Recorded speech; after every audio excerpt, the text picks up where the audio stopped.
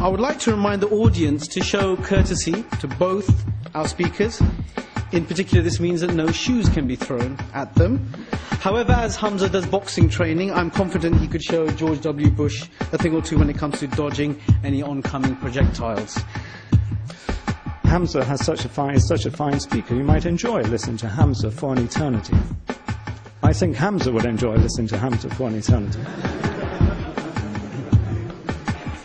I just get my own back for the little quip about my being easy, but then I live in Soho, so I am easy. Well, that's cheap.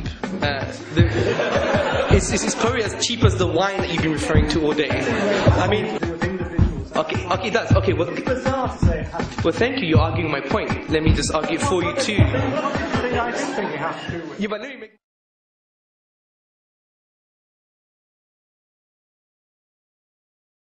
Bismillah ar-Rahman ar-Rahim. Alhamdulillahi Rabbil Alameen. Wassalatu wassalamu ala Rasulillah wa ala alihi wa sahbihi ajma'in. Good evening, brothers and sisters, ladies and gentlemen.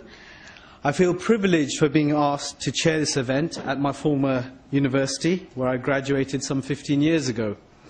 I'm also delighted that the Islamic Society is reviving the long-held Islamic tradition of intellectual debate, where profound and far-reaching philosophical issues are discussed with believers and non-believers alike, with people who believe in God and those who don't believe in God.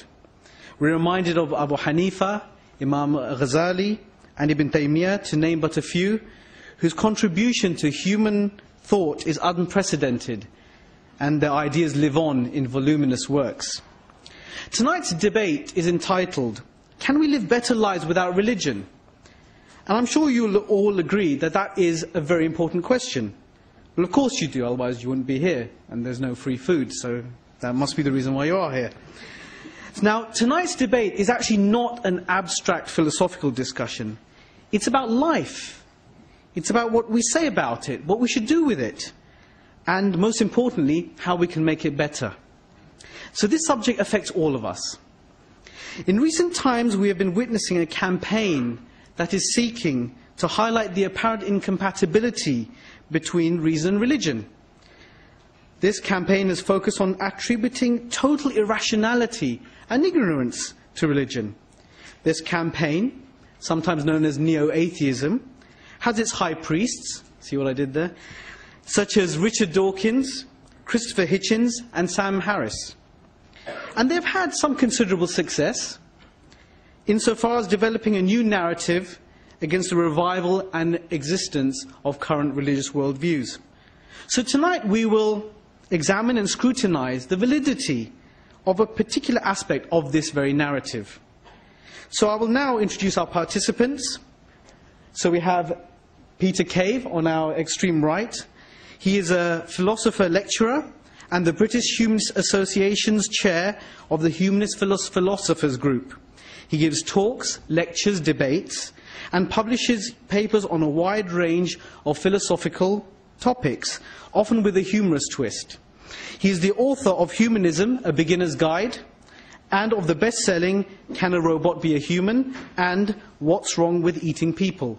So I hope you don't mind, Peter, if I don't accept an invitation to your house for dinner. So, It depends on the quality of wine. So his website is found at www.petercave.com. Hamza Tzortzis, to his left, is a senior researcher and lecturer for IERA. He is a convert to Islam from humanism. He has participated in debates both at home and abroad with leading academics and intellectuals on the philosophy of religion, politics and society. He delivers lectures across the world to articulate and has also shed much needed light on Islam and its way of life. He runs the blog, which is www.hamzatzortzis.blogspot.com, and I'm not going to bother spelling that out, so you can see that later. Oh, and by the way, he's Greek, which is always nice. Now, before I ask Hamza to begin his opening presentation, I would like to set some ground rules and give you the format of tonight. So each speaker will speak for 25 to 30 minutes maximum. And after each opening presentation, I will ask each speaker to respond with a 7-minute rebuttal. Finally, we will have a question and answer session, with each speaker asking each other a few questions first, and then you, the audience, will be able to address our participants. I would like to remind the audience to show courtesy to both our speakers. In particular, this means that no shoes can be thrown at them. However, as Hamza does boxing training, I'm confident he could show George W. Bush a thing or two when it comes to dodging any oncoming projectiles. I would also request that all mobile phones are switched off or they are put on silent mode. And without further ado, I invite Hamza to the platform.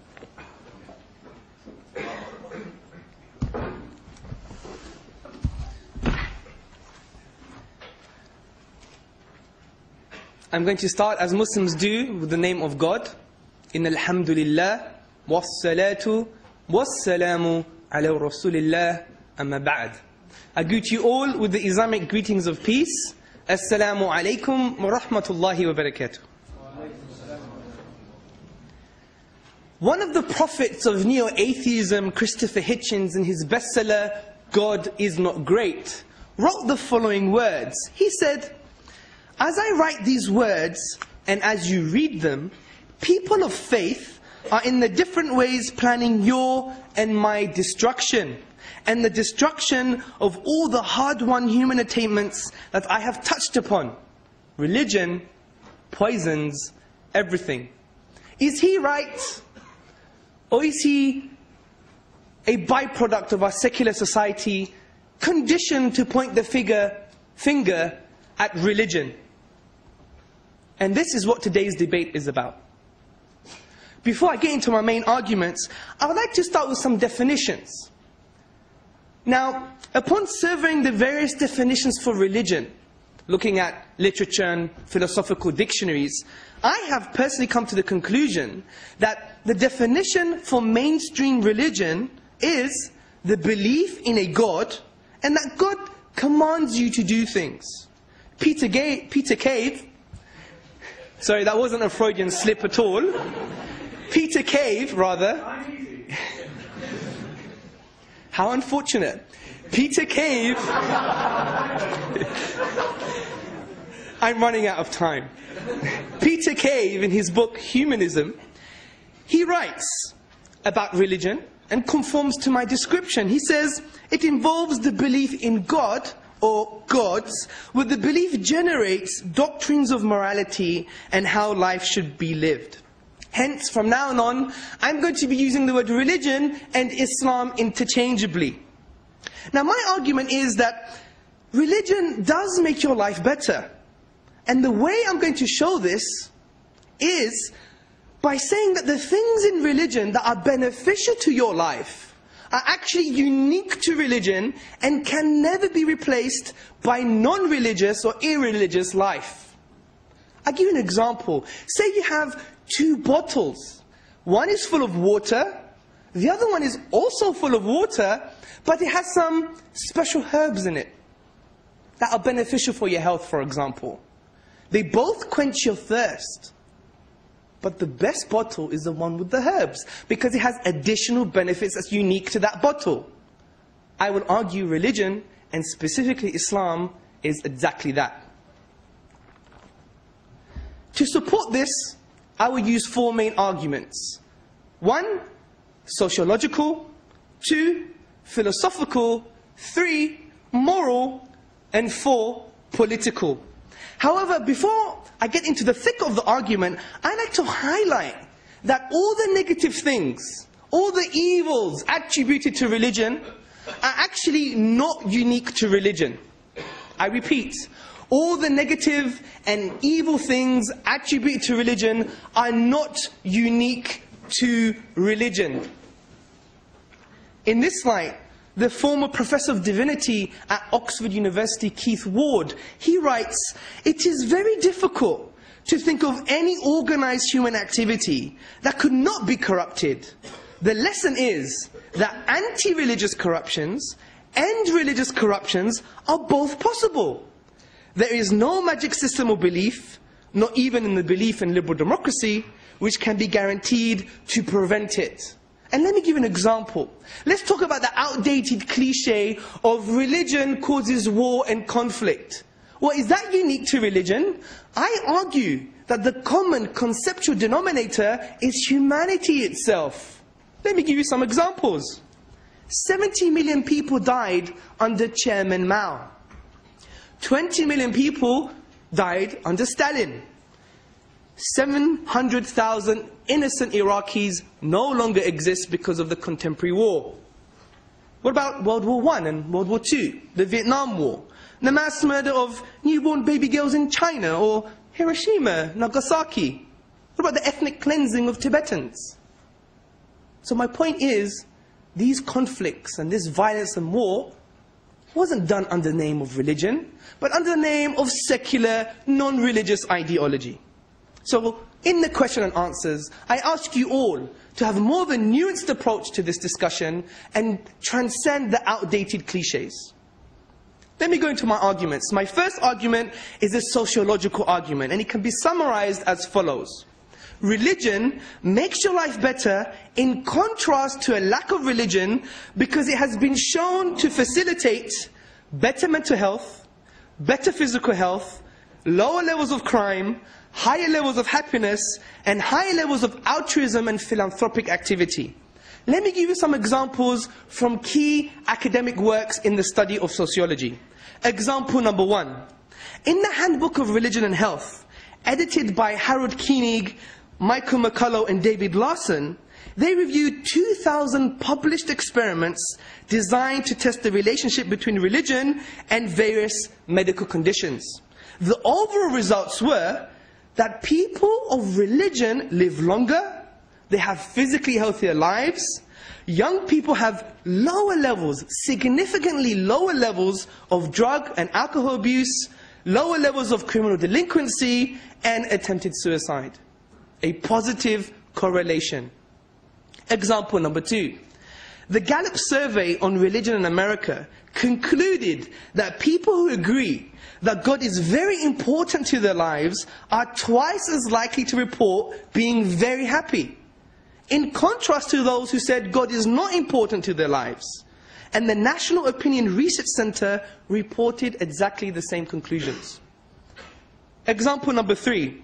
In 2000, political scientist and Professor Robert Putnam surveyed 200 volunteer organizations, and it showed a positive correlation between religiosity and membership of those charitable organizations. Similarly, the Index of Philanthropy, Global Philanthropy, in 2007, it states, religious people are more charitable than non-religious, not only in giving to their own congregations, but also, regardless of income, region, social class, and other demographic variables, and significantly more charitable in their secular donations and informal giving. Now, Peter Cave also writes in his book, Humanism, what, though, is the conceptual or logical link between morality and the belief in God? Humanists claim there is none. Well, in light of the above, I would later on kindly ask him to reconsider his assumptions. Argument number 2. It's a philosophical argument. Religion makes your life better than a lack of religion because of the logic of submission. Listen to this carefully. 1. God is all-knowing and all-wise. 2. Human beings are obviously not. 3. Therefore, it is rational and beneficial to follow what God has said. But on scratching the intellectual surface, there's some hidden premises here. And what are the hidden premises? Well, the hidden premises are that God exists and that He has revealed something to humanity. I believe this can be substantiated by showing that the uniqueness of the Quran can only be best explained supernaturally. And in doing so, I will prove the existence of a supernatural cognitive power, i.e. God, and at the same time, showing that the Quran is what He revealed. In other words, explaining that the Quran is a miracle. Firstly though, what are miracles? According to the older philosophers, such as David Hume and others, they said miracles are violations of natural law. But does this make sense? Surely this is an ironclad description of what miracles are. Because what are the reality of natural laws? Well, natural laws are just inductive generalizations of patterns we perceive in the universe. Now, if something breaks that pattern, does it mean it's a miracle? No, I think that's incoherent. I would argue, well, maybe it was part of the pattern. So we have to miraculously rediscover a coherent meaning for the word miracle. And I would argue that the best description for a miracle are acts of impossibilities. So we have to search for supernatural explanation. In the words of the philosopher William Lane Craig, he says, miracles are events that lie outside the productive capacity of nature. So in this way, we have to look for non-natural explanations. Now, with regards to the Quran is a unique piece of literature. Its literary form, the structural features of the Arabic language in the Quran, de-scope the Arabic language. It lies outside any expression of the Arabic language. For example, the famous Arabist A.J. Arbery, he says, "For the Quran is neither prose nor poetry, but a unique fusion of both." Similarly, the professor and Arabist Hamilton Gibb, he says, as a result of humanity not being able to challenge or emulate this unique literary form and structure, concludes the following. He says, the Meccans, the people at the time of revelation 1400 years ago, still demanded of him a miracle. And with remarkable boldness and self-confidence, Muhammad appealed as a supreme confirmation of his mission to the Quran itself. Like all Arabs, they were connoisseurs of language and rhetoric. Well then, if the Quran were his own composition, other men could rival it. Let them produce 10 verses like it.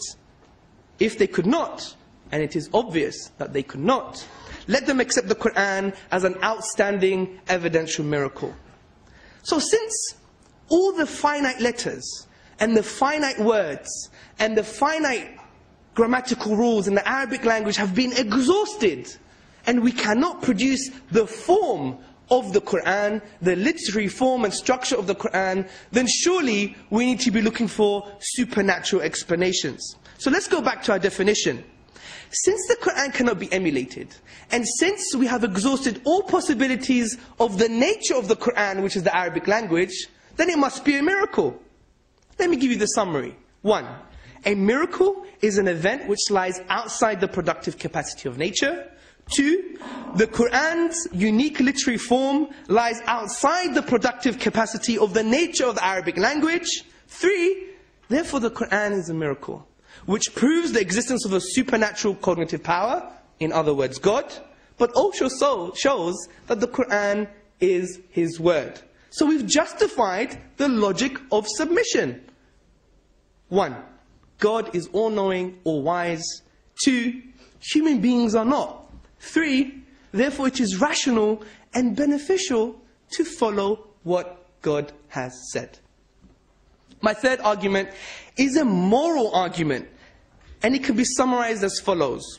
Religion makes your life better because it is the only basis for objective morality. Morality that has meaning. The word better in our discussion today is a moral or a value judgment. Something is better, something is worse, something is bad, something is good. Now I would argue that without God, we cannot meaningfully discuss today's topic. Peter should go home.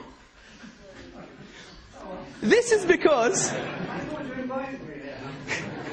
the logic of submission. This is because without God, there is no objective value and objective morality. Now this doesn't mean humanists or atheists or people of no religion do not display moral behavior. Of course they do. Peter's a great guy. As he says in his book, the overall... well, you did say you were easy. The overall humanist stance is that moral behavior needs neither belief in a God nor the motivation to please in a God. I agree. But the argument is not about behavior. It's about moral ontology, the basis of morality. Can we say the Holocaust was objectively morally wrong, 100% wrong, regardless if the Nazis had occupied the whole world and brainwashed us? It's still objectively wrong. But you can't say this without the existence of God. Because I said, God is the only objective anchor that transcends human subjectivity. In this light, the famous Mackie, rather his name was J.L. Mackie, a professor of Oxford University, one of the most influential atheists of our time, he says, if there are objective values, they make the existence of God more probable than would have been without them. Thus, we have a defensible argument from morality to the existence of God. So, can we say killing a young child is morally wrong? 100% morally wrong. Who believes in this? Put your hand up. To kill a child is 100% morally wrong. Objective. Well, you can only say this if you have a religious or godly worldview. Because as I said, God is the only conceptual anchor that transcends human subjectivity.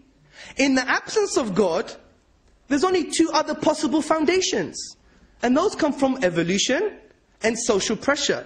But can evolution provide an objective basis for morality? What does evolution say? That we're just accidental byproducts of a very long, lengthy evolutionary process. Our morality has evolved like our ears or our teeth or our toenails.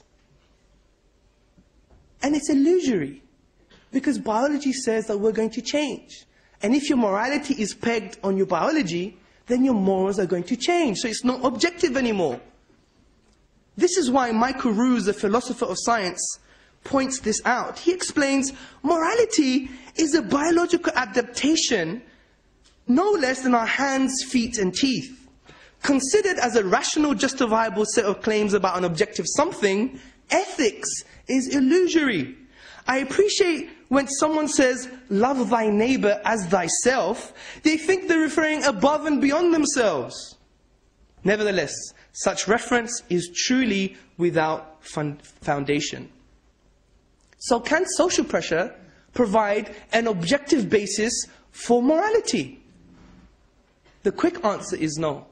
Any superficial reading on the study of social psychology, sociology, social constructionism, anyone who would read a book from Vivian Burr called The Introduction to Social Constructionism would quickly conclude that the influential structures of a particular society moves the values and morals to certain goals.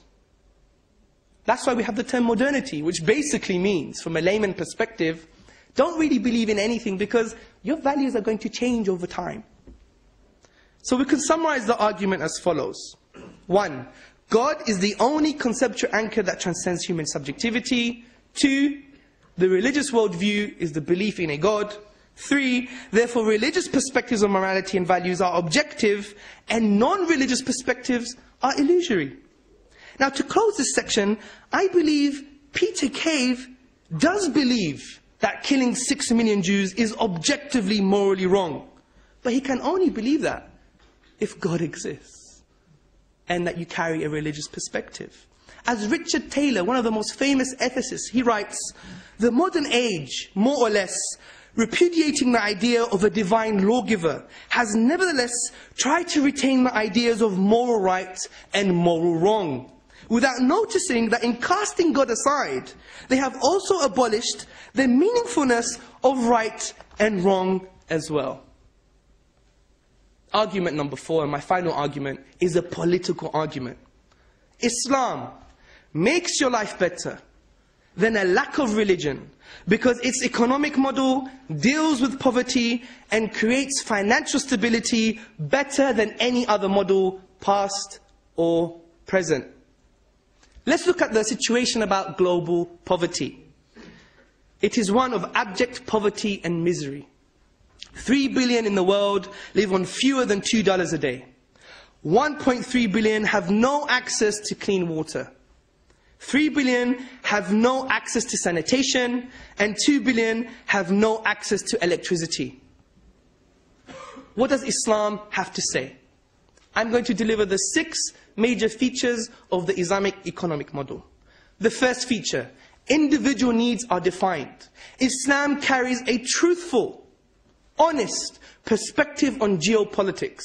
Individual needs are defined, and there's enough resources to deal with these individual needs. In a statement from the Prophet Muhammad, peace and blessings be upon him, said, the son of Adam, in other words humanity, has no better right than he would have a house, a piece of cloth, and a piece of bread.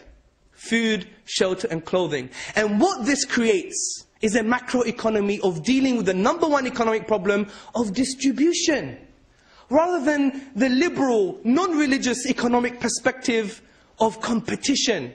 Hence, the reason we could buy the nice cameras and look very nice as you all do today is because there has to be poor. Competition, what does it mean? Someone's going to lose out, your fellow brother.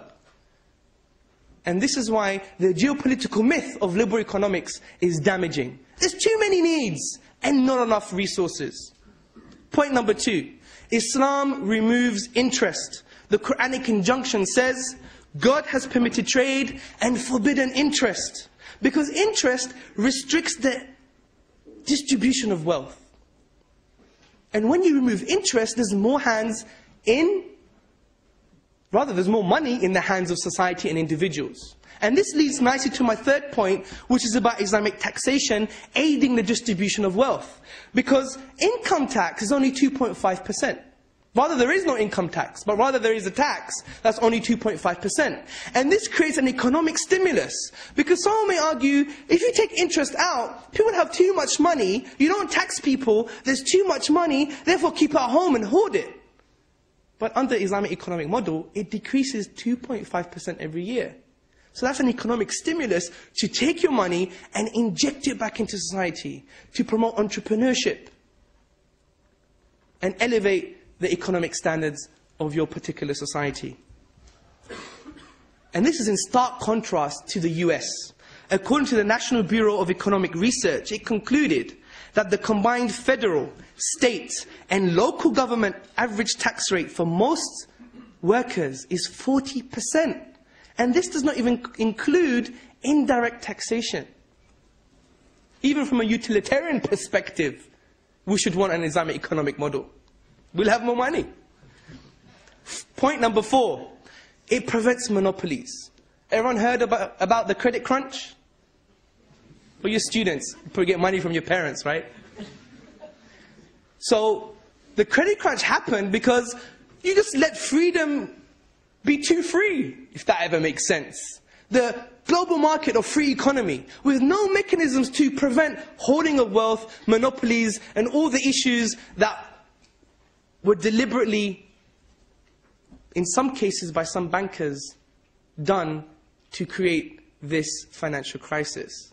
But Islam doesn't say that. It says there must be mechanisms in the free market economy in order to balance things out. And that's why the Quranic injunction that says, wealth does not become a commodity between the rich among you, is a basis to deal with the free market economic boom and bust cycles. Point number 5. Natural resources are actually people's wealth. More money in the hands of society again. Because of a statement from the Prophet Muhammad, peace and blessings be upon him, he said people are partners in 3 things: water, pastures, and fire. The intellectual heritage of Islam, the classical scholarship, derived that this has to do with the natural resources. And I would argue that if Saudi Arabia really followed their prophet, my prophet, then it's estimated that from the oil revenues, people will be getting $20,000 a year without working. Last point, point number 6, is about stability. Issuing money is actually a duty of the state, and it must be pegged on something substantial like the gold or silver. In Islamic economics, the government is only allowed to print money, which is in stark contrast to liberal economics, especially in Britain, where the banks can print and destroy their money. And in this light, Reginald McKenna, one of the British Chancellors of the Exchequer at one time, he said, "I am afraid that the ordinary citizen will not like to be told that the banks or the Bank of England can create and destroy money." And I agree. So in Islam, gold is the standard for currency. So money is not free floating. So that means it's pegged on something substantial, like wealth, like gold. So when there's more money in society, it actually means there's more wealth. So businesses, their wealth is not devalued because of the printing of money. And this has historical precedents when, at a point in time in Islamic history, governments decided to use these principles. During the Ottoman period, in 1507, 58 silver aspers could buy 1 gold coin. After 82 years in 1589, 1 gold coin cost 62 aspers. That's only 7% inflation in 82 years. You get that in 6 months in some European countries. And I think the letter that was written in 1453 by a rabbi living in the Ottoman period sums the Islamic economic model very well. And he says, "Here in the land of the Turks," in other words, the Muslims, "we have nothing to complain of. We possess great fortunes, much gold and silver in our hands. We are not oppressed by heavy taxes, and our commerce is free and unhindered. Rich are the fruits of the earth. Everything is cheap, and every one of us lives in peace and freedom." Now to conclude, the question today was, can we live better lives without religion? I believe, I have shown, that the negative things attributed to religion are not unique to religion itself, but the common conceptual denominator is humanity. And I used crisis and conflict and war as an example. I also think I showed that the positive and beneficial things in Islam and religion are unique to religion, specifically, and cannot be replaced by a non-religious or secular or atheist worldview. So it logically follows that we can't live better lives without religion, because religion, specifically Islam, have benefits that cannot be replaced by non-religious life. So to end, I would like to highlight that for humanists, or people of no religion, their main philosophical premise in trying to intellectually defeat religion is, in the words of Peter Cave's colleague and my previous debater, the famous philosopher Dr. Nigel Warburton, when he said, "Tell me of something human that was taken by religion and made better." Well, according to tonight's evidence, it would not be surprising if you were to conclude that religion, specifically Islam, took life and made it better. This is why in the Quran, the holy book of the Muslims, it says, "O you who believe, respond to the call of God and His Messenger, to that which gives you life." The implications here, if you don't respond, then maybe we're just dead people. Alhamdulillahi Rabbil Alameen. Thank you very much for listening. Thank you very much, Hamza. I would like to now invite Peter Cave to take the podium.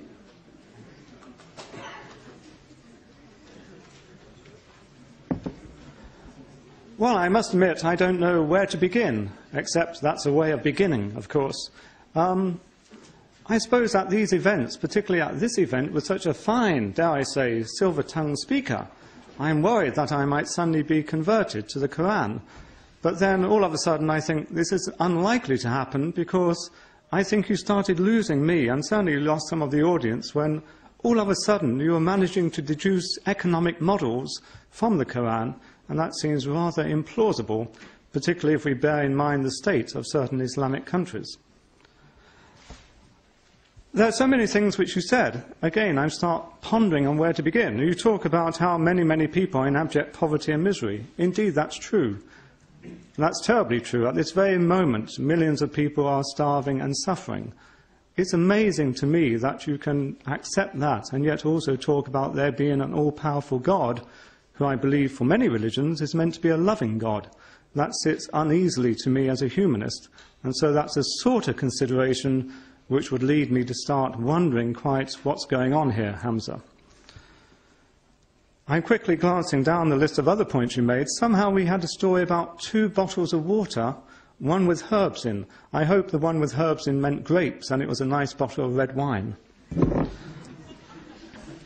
At another point, you seem to be quoting, I suspect, incredibly dubious statistics about how religious people are happier than other people. Well, okay, if you want to be a hedonist and just go for happiness, that's fine. Some of us have greater values like truth and compassion and respect. Sorry, that's a rather cheap comment, but often humanists are accused of just being concerned about happiness. Strangely, that's what seemed to come out of your talk, Hamza. But overall, as I said earlier on, and you've mocked me a little bit, I'm easygoing. I'm a humanist, I'm an atheist, and I want to live and let live. So I have no objection at all to many, many people being religious, be they Christians or Muslims or Hindus or worshipping Nordic gods or the Olympic gods. That's fine. That adds to the variety of life. And unlike some of my colleagues, I actually value religions being around. I enjoy going to evensong in churches sometimes because I enjoy the music. But what I don't enjoy, and what makes me think religion is not beneficial to society overall, is because many, many religious people, though not all religious people, try to impose their beliefs on others. That's the key thing which I'd keep coming back to, and why I talked about my being easy, is that humanists and atheists do not try to impose atheism and humanism on others. They'll discuss it, they'll talk about it, but we are live and let live, so long as we're not harming each other. Whereas, as all of us know, certainly in the heart of our hearts, many religious people, not all, note, but many religious people do try to impose their beliefs on others. In Britain, for example, the bishops will try to prevent the existence of voluntary euthanasia, of assisted dying, because of their religious beliefs. Catholics in some parts of the world will impose the claim that you ought not to use contraceptives. Seems very bizarre to me. In the Holy Bible, in the New Testament, Jesus Christ had it in for lust. Some of us at my age enjoy lust. That's the best it gets. So I could go through a whole range of little items. I believe in the Quran, I believe certain interpretations of the Quran and certainly certain interpretations of the Bible lead many religious people to say that homosexuality is wicked and there should be laws against it. And a very important philosopher stroke scientist stroke mathematician, Alan Turing, who was at Cambridge in the 1920s, 30s, 40s, because he was so oppressed by the fact he was a homosexual, he ended up committing suicide, eating a poison apple. Which maybe you might say that goes back to Adam and Eve, but beware the apple, so to speak. But nonetheless, there have been many, many tragic outcomes as a result of various religious beliefs. It's fair comment, though, for Hamza to say, yes, there's many tragic outcomes as a result of atheists. I don't deny that. And so if we start thinking about this, one question is to do with the empirical question, which Hamza was using a fair bit, namely, how many deaths or harms have come about as a result of religions as opposed to as a result of atheism or humanism. I honestly think you can't work that out. I think that's a bizarre way of looking at things. For a start, who knows which religions we're talking about, whether they've been followed correctly. Of course, many religious believers would think society would be much better if there was no lusting in the heart, or if there was no homosexuality, whereas humanists would think that's fine. Overall, then, we're not going to be able to measure the harms or the non-harms in that way. So the empirical question doesn't really get me going, because I don't think there is any clear way of establishing whether belief in religion is more likely to generate a flourishing society or not. Where my concern is with regard to far more important issues, which I think, dare I say, Hamza, religion is found wanting. The debate, of course, is meant to be about religion, though I notice that Hamza, I strangely get the impression that he thinks the only true religion is Islam. I'm not sure if it's meant to be the Sunni version or the Sharia version or many other versions, no doubt, which is always a problem for any religious believer. Namely, you have different makes. In Christianity, as you know, we have Catholics, we have Church of England, we have Lutherans, we have Quakers. There's a whole range, and they disagree at times. What's also fascinating with regard to any particular religion, and any particular make of any particular religion, and any particular model of that make, it sounds like a Volvo car, sort of different models of different makes. but home in, focus on one particular model or one particular make, and you'll realize that there's many disagreements. The obvious disagreements tend to concern sex, which is always of interest to some of us, but they tend to concern sex with regard to homosexuality, contraception, premarital sex, and so on. And as I said, as a humanist, I really don't mind if groups of people actually do not want to engage in homosexual activities or do not want to engage in premarital sex. My concern is when they start oppressing other people with regard to their lives. That's the main concern which I have. I did bring along, not merely to show that I have some big books at home, but I did bring along some books. I believe the Quran is a very important sacred text to many people here, and I assume so to Hamza, as he told me, I think that this is the word of God, of Allah. That type of thought worries me hugely, and I'll say why in more detail in a moment, but it seems to me that you have to go to the Quran to check out where the truth is. Yeah? That worries me, because surely you should look around the world to see where the truth is, rather than thinking, in a book or books written many, many years ago under dubious circumstances, somehow they've got to capture the truth. That reminds me of another thought, which came about when Hamza was talking. He implied, maybe rightly, that humanists, that atheists changed their values over the centuries. Do remember how interpretations of this book get changed over the centuries and between different groups. So the idea that there's some fixed morality here is a bit of a myth, because as we know, many, many religious people over many, many centuries have actually changed their mind about where the morality is, about the interpretations of books such as this one. I have no objection to this book. It's a book, it's written by a man, no doubt, or men, maybe women, but that's unlikely, seeing I think the book says men are superior to women, which again might be something which you're now changing. I can quote you if you want, but some of you who disagree with that will doubtless say it's a mistranslation or misinterpretation, so I won't go along that route. All I have to do is place my cards on the table with regard to saying that eminent Muslim scholars argue about what the truth is inside this book. It is therefore not a reliable source of morality. It is not a secure indicator. Were it to be so, you wouldn't all be arguing about exactly what it meant. Were Allah to be great, he could surely speak more clearly. Another holy book is, of course, the Holy Bible. The Old Testament, very fond of by the Jews, the New Testament by the Christians. Again, there's some agreements between this book and this book. I only happen to have a bigger book here because I happen to have a Christian background, although I'm an atheist, and I could get the sympathy vote by saying when my mother was in her twilight years, even though I'm an atheist, I happily bought her a big print Bible because she was a Christian. Once again, that manifests the fact, though, that as a humanist and atheist, we don't object to people having Christian beliefs or Muslim beliefs. Our objection is when it leads to further complications in society, which is a very important point. So once again, we are easygoing, we like to be courteous, we don't want to be offensive, so we get very, very upset by the fact that some Muslims can get very offended by little cartoons of Mohammed, and yet we atheists, we're not meant to get offended when we are told, hey, if you don't believe in Allah, you might go to hell, which occurs in some of the passages in the Quran. But again, we're easygoing. You made that mistake. We won't go to hell because there is no hell, but nor is there heaven, I'm afraid. In fact, I was pleased about that, but that's another story. So I've given two religious books. I could, of course, give scriptures to do with Hindu, to do with Buddhism and so on. Here's one to do with Taoism. There's some fine passages in here. I'm amazed that Hamza thinks only the Quran has got some fine writing inside it. There's fine writing inside Shakespeare, inside the Bible. I won't go as far as to say inside my books, but my books have some quips. And I'm very pleased at Hamza at mentioning them so often, because it might mean you might buy one or two, then that means I get 50p, or maybe £1. And times are hard, so every 50p counts. And if you want more jokes, there's always, can a robot be human? Oh, I better not go through the list. But I've wanted also to bring some other books. Here's another great book, Plato's Dialogues. Many, many non-believers, many atheists and many religious believers dip into this book. They find interesting arguments. Yes, and there are many interesting arguments. They find some of the passages wonderfully written, and there are many wonderfully written passages.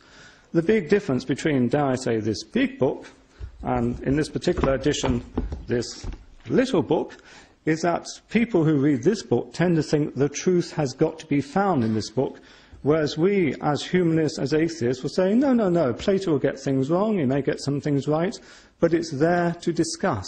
So we have books rather than the book. Not that I'm into numbers, but we have more numbers than the Muslims do, because at the end of the day, you think the truth has got to be found in here, whereas we think, well, we've got to read lots of things, experiment in the world, so I'm very fond of John Stuart Mill, another book. But nonetheless, I don't think the truth is in here because it's written by Mill. I don't think the truth is in here because it's written by Plato, in contrast to many religious people who say, we must find it inside the Quran, or we must find it inside the Holy Bible. I could, of course, add and say, really, you should find it inside my book on humanism, but that would be a cheap jibe. Blank. He's going blank now. I'm making those points, though, to start getting into the main part of my discussion and my objection to the Hamzarian line, if I may call you the Hamzarian line. I notice again, though, that with regard to my live and let live, I'm happily drinking from the mug, which talks about Islamic educational and research projects. And so, once again, we are happy with that. But my main concern relating to that is to do with truth. Maybe Hamza's happy just to be happy, but some of us value truth. Some of us value investigation. Some of us value research. To look for the truth, to engage in research, to investigate, you need to be open-minded and look around the world. You need to deploy your reason. You are not going to look for the truth. You are not going to be able to work out how things should be and how things are by saying, it must be found inside this particular book. It may be helpful to look at this book, but it's a mistake, surely, to think the truth must reside in here. It is just a book written by a human being or beings. The danger, if you are a religious believer, though, is that because you are a religious believer, you do actually think this book has been written by Allah in some strange way. And so, given you've got that, to my mind, mistaken belief that there's this great power behind it, you are committed to thinking, it must be in here, the answers must be here. That's one clear danger of religion. Namely, you are not genuinely going to be looking for the truth if you are committed to saying it's all inside this one book. Or at least, whatever the truth is, has got to be coherent with this one book. Obviously, there are many interpretations of this one book, as we've come across, many, many disputes about it. And so, in as far as we get some human interpretations of it, some compassionate interpretations, then I'd say that's because you're using your humanity to interpret it. We know there are many, many nasty interpretations which result from this book. We know there are many, many nice interpretations which result. What's the difference? Well, I say those who produce the nice interpretations actually have started paying attention to their human feelings of fellow feeling, empathy, compassion, reason and experience. And that's why they interpret this book, so that they don't want to chop off hands, maybe, if some people read it in this way, or that they don't want to stone adulteresses, or whatever the story is. So one big area which I'd stress is that if you think you're going to be better off with religion, you're not going to be better off with regard to access to the truth. Because access to the truth requires investigation and does not require commitment to one particular book. Before Hamza would doubtless say to me, we have lots of other books too, but I believe from Hamza, he said it himself, these are the words of God, of Allah, and so presumably it all comes back down to this. And I gather, but I haven't read it in detail, I haven't read it much at all, but I gather, I suspect many of you haven't read it much at all, to be honest, but I gather there are many nasty things in there, but you, of course, try to rewrite it in a different way, now that you are more humane. I'm not sure why I talk about you, as I'm sure only a few of you are Muslims, but I make the same comments, exactly the same comments with regard to the Bible. There are many nasty things in here. Christ, in fact, had it in for animals because he cast the devils into a herd of pigs and sent them flying off the edge of a cliff. Not too good for the pigs, I feel. So if you're interested in animal rights and so on, then I wouldn't be a Christian. Also, I noticed I was at a debate the other week that he wasn't too keen on the fig tree. He was looking at a fig tree and it didn't have any figs on it. It probably wasn't in season, so he withered it. Poor fig tree, just like that. These things worry me. Although many Christians will say we should follow Christ's way, I don't think you should follow his way with regard to pigs, with regard to the fig tree, nor indeed should you follow his way with regard to saying that if you do not follow him, you'll be cast into eternal damnation, which I think is a sort of thing which is also said by Mohammed, but I am open to correction. That leads me into my second big area. My first big area was truth. My second big area of concern is morality. I suppose I immediately have the thought that it's amazing to me that many Christians can be committed to the idea that non-believers will suffer an eternal damnation when those non-believers might be their parents or might be their children or their close lovers or friends, because it seems horrendous that you could actually live a life in which you are foretelling that some of your closest, nearest and dearest would end up with eternal hell or damnation. I don't know, again, what the particular stance is of Muslims about hell and damnation. I'm sure there's many disagreements.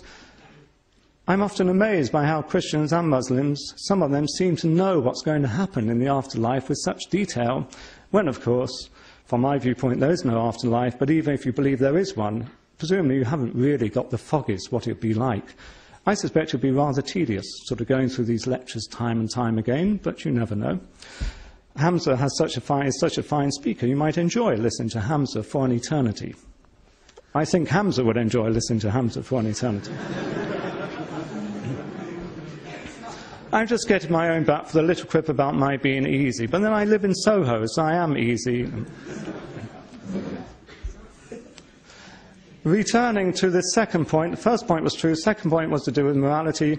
Returning to the morality issue, yes, Hamza is perfectly right. You're bound to be right by mistake sometimes. Hamza is perfectly right that I really think there are some objective moral truths. For example, it was objectively morally wrong to kill however many millions of Jews or Poles were killed during the Second World War. Full stop. I'm not sure if this is going to be a good example, but if I just started for the sheer fun of it to stick pins in Hamza against his will, or to start slicing off bits of his ears against his will, or to start chopping off his fingers or pulling his fingernails. Hold on, if I chopped off the fingers, pulling the fingernails isn't very relevant, but if I pulled off the fingernails first, then chopped off the fingers. I started doing lots of nasty things to Hamza for the sheer fun of it, and I hasten to say against his will. He hasn't paid me to do it because he has a particular fetish. I haven't asked you about your fetishes yet. But suppose I were to be doing that, I would say that I was just doing something morally wrong, full stop. That's a particular case in which something is morally wrong, full stop. And I suspect all of you here, whatever your feelings about Hamza, you'd agree. I ought not to harm somebody for the sheer fun of it against their will. Isn't that true? That surely is true. Humanists can recognize that truth. I suspect most religious people can recognize that truth as well. Why is that an amazing truth? Well, it's not an amazing truth. Human beings are such that they can spot that moral truth, full stop, just as human beings are such that they can spot many mathematical truths. Human beings have evolved in such a way that they can see grass as being green. They can count the number of people inside a room. That doesn't mean the number of people inside a room hangs on their evolutionary powers. It doesn't mean that grass being green hangs on the evolution of human beings. All it means is that human beings have evolved in such a way that they can perceive these things about grass or about trees or about planets or whatever. And another thing we can perceive is a set of certain moral truths. I'm very wary at having big general moral principles. I know some religious people and some humanists and atheists like big general moral principles, but I think they're normally very shallow. They normally have so many caveats. I much prefer looking at particular cases and seeing where the truth lies. Hence, I gave you that particular case with Hamza. I noticed there wasn't much support for you, Hamza, when I was talking about pulling off your fingernails and so on. I thought they'd all be shouting, no, no, don't do that to our Hamza. But never mind. Perhaps there are exceptions even to that simple example. Why I have it in a little bit for general moral principles is, I suspect many of you might well believe, oh, everyone has a right to life. But that doesn't mean much, does it? That doesn't actually affect your behaviour much if it doesn't follow that, therefore, everyone has a right to the means to life. I suspect all of us here have many luxuries which we don't at all need in order to live, and yet we prefer having our luxuries towards helping many people in other countries who are really starving and under great pain and stress in abject poverty. Somewhere along the line we compromise, somewhere along the line we say, oh well, I'd rather have my DVD player or I'd rather have a holiday than actually help somebody whose life is on the line. That applies to humanists, to atheists, as much as to Muslims, as much as it is to Christians. I'm merely making the point that to say, oh well, we're a religious believer, or I'm a humanist, I think everyone has a right to life, is pretty vacuous, it's pretty empty when we don't do much about it. Yeah? All of us, to reiterate, at times think we much rather have various frills, various luxuries, various privileges, rather than helping people whose life is at stake. So we don't really think the right to life is paramount.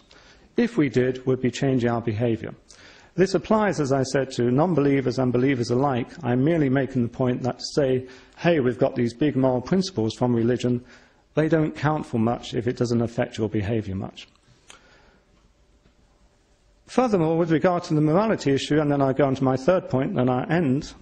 With regard to the morality issue, it's strange how many religious believers think there can only be moral or ethical principles if there is a divine lawgiver. But surely, why you should be doing what is morally right in the interests of the person whom you're trying to help? You ought not to be doing it because God tells you to do it. You ought not to be doing it as a means of getting to heaven. If you are truly morally concerned, as I'm sure many of you, perhaps all of you are, what you are really doing is you are helping somebody for their sake, not being motivated towards getting to heaven or pleasing Allah or whatever the story is.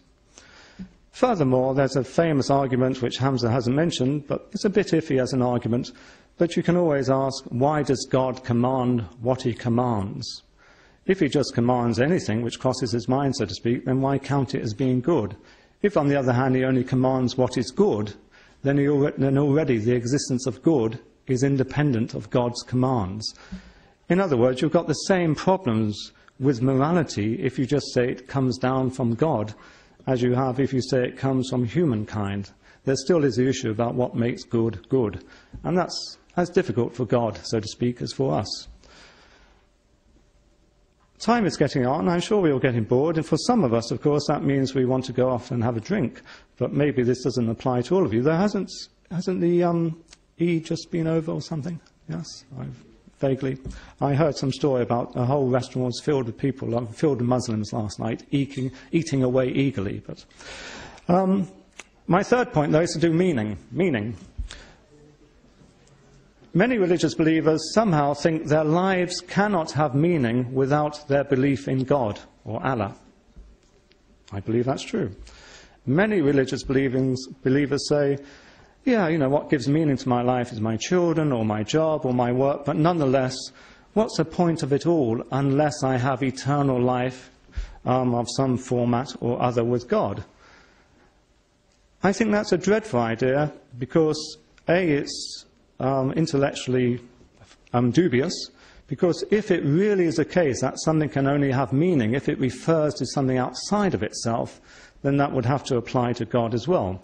If you say, what's the point of it all, then you can ask that question of God or Allah. What's the point of God? What's the point of Allah? If you think, well, somewhere along the line things don't have to have points, it's just valuable in themselves, then that can apply to humanity. I was reminded a little earlier on about how Tony Hancock had inside one of his sketches the idea on his gravestone, he came, he went, in between, nothing. Well, maybe that describes some of our lives, such as mine, but nonetheless I think many, many people do find meanings to their lives with regard to their children or their projects, gardening or writing or artistry or such.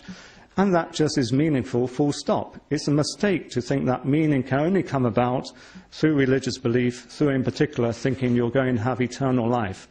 If this life somehow lacks meaning, then I assure you an eternal life would also lack meaning. Arguably it will be worse, as it will be boring. Mind you, you may think that's happening at the moment, but I hope it's not too bad. So let me just summarize then. I actually feel Hamza gave a very, very excellent silver-tongued speech, but he ran through lots and lots of issues, many of which were incredibly iffy with regard to the economic models and so on. Who knows what Islam is meant to say about economics? Who knows what Christianity is meant to say about economics? I do know that with regard to the interest issue on money deposited, many, many Muslims find ways round it by going through various little loopholes, so that therefore technically it's not on deposit but is invested, but ends up having the same security as if it were on deposit. But I'm not just blaming the Muslims on that, I blame the Christians equally. At times in the Bible, I believe, you're not meant to receive interest on money, yet nonetheless, obviously they now accept it very happily. With regard then to the economic models, the sociology stories from Hamza and so on, I think these are empirical claims. Who knows? You certainly cannot draw the conclusion that life is better off with religion, not least because I take it Hamza would strongly disapprove of some of the other religions, and the title is about religion in general. I suppose I should try to sum up. I'm tempted to make the point, that I often do make this point, but here might well seem to be the case, that when someone such as Peter Cave burbles along, it's rather just a way of passing the time. But as Samuel Beckett said, time would have passed anyway. So I'm not intending just to burble.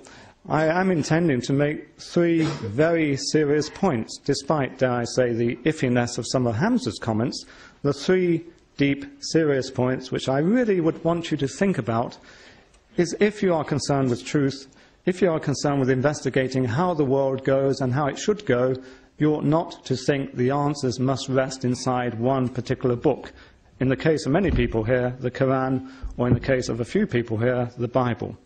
These books may be of interest to look at. Some of the words are very fine, some of the words are pretty nasty, but nonetheless you will not find the truth in one book. It's bizarre to think one book written many, many years ago, many centuries ago, under strange conditions, somehow is going to give the truth about these matters. That is not in line with your reason and your experience. So I would urge that as being the first main point. The second main point is similarly with regard to morality. If you base your morality in God, in belief in God, then for a start it's dangerous, because if you lose your belief in God, you may think anything goes. And often atheists and humanists are accused of that, but that's a mistake. If you cease believing in God, or if you never have believed in God, nonetheless, being human beings, you have a sense of compassion, a sense of fellow feeling, a sense of reason, of evidence, of fairness. Think of young children. They straight away seem to have an idea of it's fair or it's not fair. That's just the way we are built. Thirdly, the meaning of life issue. Many religious believers somehow think this world isn't good enough. We have got to go beyond it in order to find meanings to our lives. A, there isn't a beyond, but B, this world is good enough, and so I hope not many of us are in the Tony Hancock position of just thinking he came, he went, in between nothing. Or there's another Samuel Beckett line, which maybe applies to me. One participant club says to Ham, "Do you believe in a life to come?" And Ham replies, "All my life's been a life to come," wearily. But nonetheless, I'm sure many of you can have meaningful lives, but they don't become meaningful because of a mistaken belief in an eternal life. If this life cannot have meaning for you, then an eternity of life won't have meaning for you either. So, my conclusion then is really, let's have an enjoyable debate, and let me persuade you to then have a glass of wine afterwards, but maybe that won't go down well. Thank you.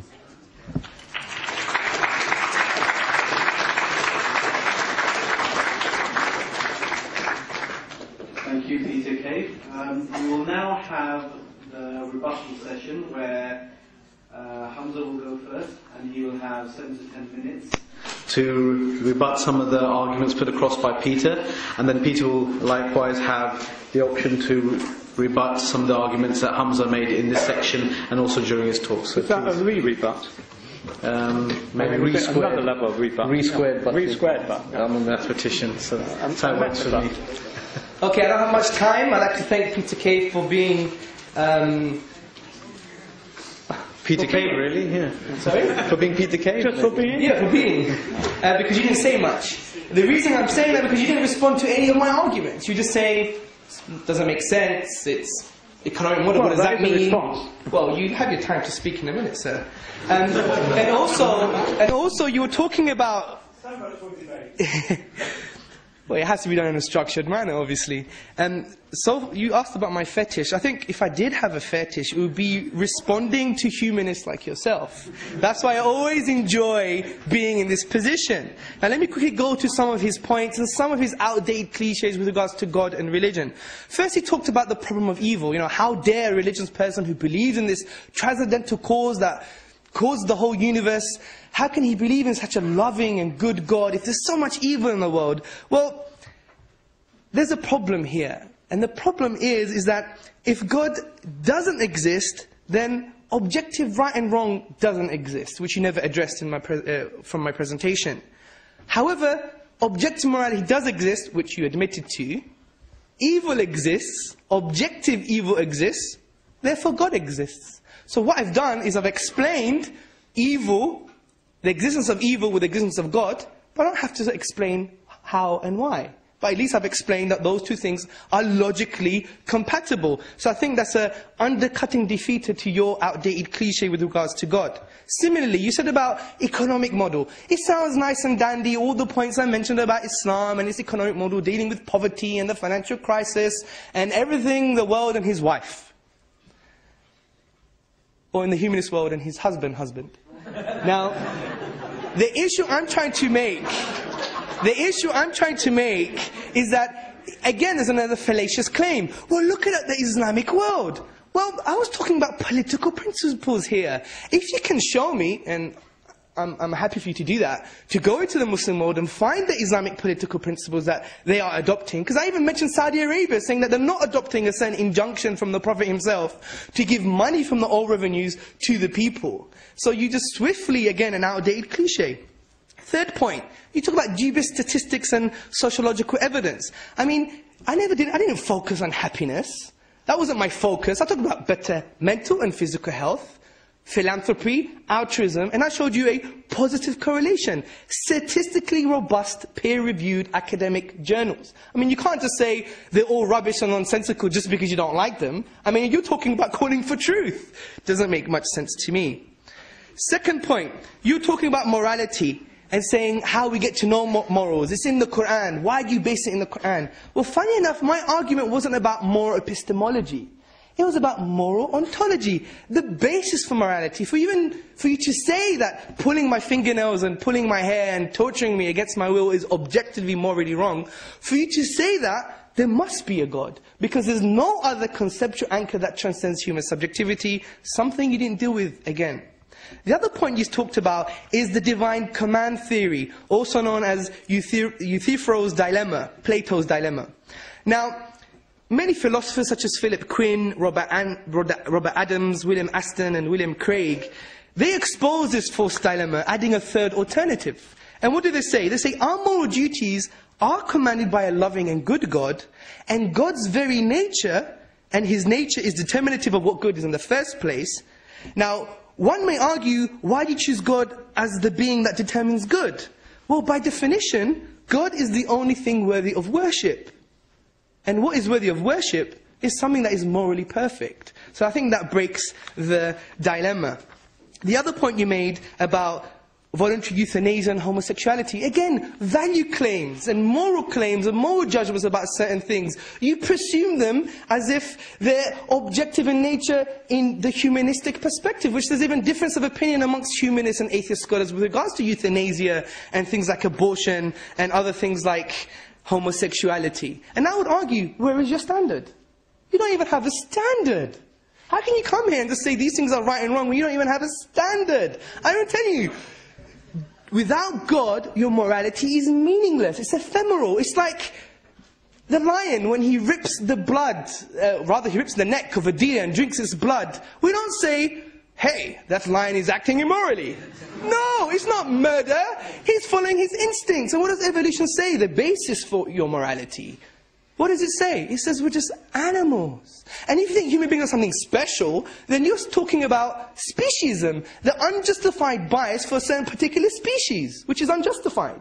And evolution does say we're just matter or animals, and if that's the case, then it doesn't really matter, does it? So, the other point she made about the Quran. The truth is just in the Quran, so we're blind faith.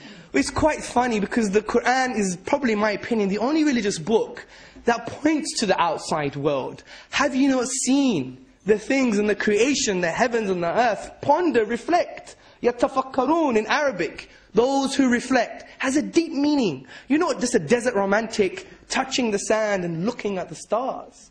Rather, this word means the thing that you're reflecting upon, inquire about its implications. This is why there's an unprecedented history when Islamic governance was in place of progress. That's why the historian P.S. Butler, he said, no historical student of the culture of Western Europe can ever reconstruct for himself the intellectual values of the latter Middle Ages unless he possesses a vivid awareness of Islam looming in the background. John W. Draper, in his book, The Intellectual Development of Europe, I have to deplore the systematic manner in which the literature, I've ripped the page to give, there it is, the rest of it. The systematic manner of the literature of Europe has continued to put out of sight our obligations to the Mohammedans, i.e. the Muslims. Surely they cannot be no longer hidden. And many of these books that he was showing, the philosophical works, if it wasn't for the Muslims who preserved them and translated them for Western Europe, you would never be reading them today. My next point. You talked about, heaven and hell. And, why would God send people to heaven and hell if they just don't believe? Well, in the Islamic tradition, it's not that you just don't believe. You have to be an active rejecter. So proof has to come to you, whatever proof constitutes for you, and you have to reject it. And that deserves punishment. Just like crime, someone commits a crime in any society, they get punished. This is the regulation of metaphysical law. Something which, to me, sounds very fine. Because if you actively reject something to be totally true, then you've devalued humanity itself. As you said, you've taken truth away. Next point. You talked about the punishments and stoning and cutting the hand of the thief. Well, you've presumed an individualistic philosophy on crime and punishment. I don't have to accept your philosophy in order to make value judgments about punishments, because Islam doesn't view things from an individualistic premise. As the feminist philosopher, yes, I'm a Muslim and I'm quoting a feminist, the feminist philosopher Marilyn Friedman, she says, individualism is you're viewing the self, the individual, as an abstract entity divorced from social obligations. And once you do that, it leads to what, in the words of the Roundtree Trust and the Children's Society, it leads to social breakdown and decay, which we've seen today. And it's what Islam does, it actually says cohesive values in society, and you view society as an indivisible whole. So sometimes you have to have suitably harsh punishments to rectify the problems that we can't find the solutions even in the contemporary world today. And you're talking about meaning. Well, this is quite funny because according to the atheist worldview, there is no meaning at all to life. Because what do the scientists say? What do they say? They say basically that there's going to be a heat death. The universe is going to die. The sun is going to burn us out eventually. So we're on the Titanic. We're on a sinking ship. So you're saying to me, shake the hand of the old lady or give someone a glass of wine and maybe reshuffle the deck chairs on the sinking ship. But it doesn't really make sense because it's just a sinking ship. What religion does is something different. It says, do great things here, and you're also going to get great things in the hereafter too, which is something quite plausible. Philosophically, I don't think there's any problem here. Also, you talked about the fine writing. I think this was an attack to an attempt, and a very superficial attempt, to discuss my argument about the miracle of the Quran, which you never addressed again, or about the philosophy of miracles. You said, oh, it's fine writing. But the issue is, I never said that the Quran is fine writing. I like Shakespeare. Oh Romeo, Romeo, where art thou, O Romeo? Deny thy father and deny thy name. I don't have a problem with this. I was brought up in Shakespeare. I'm a Brit. So the issue is, I'm talking about the unique structural features of the Quran which cannot be naturalistically explained. And we could discuss this in our Q&A also. So it's not about aesthetic reception. It's about objective, observable features in the Arabic language.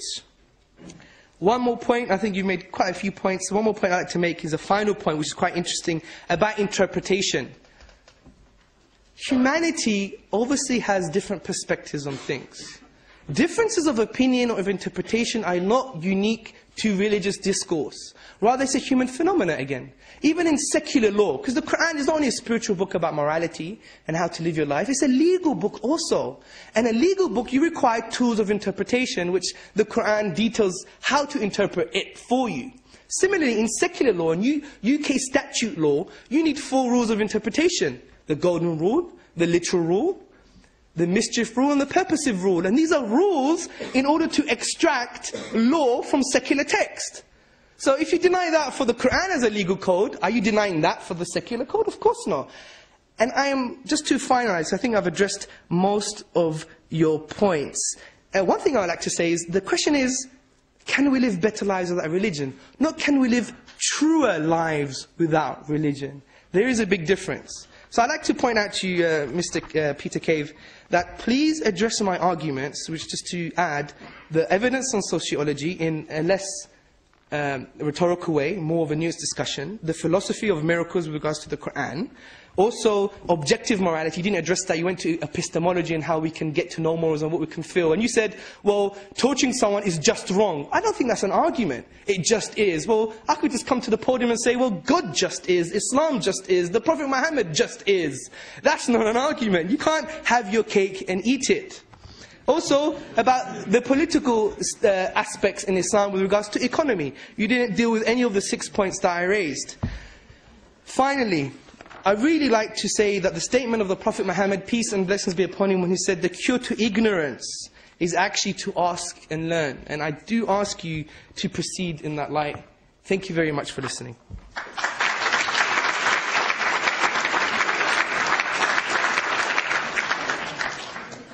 Peter Cave, you now have 7 to 10 minutes to rebut the rebuttal, I guess.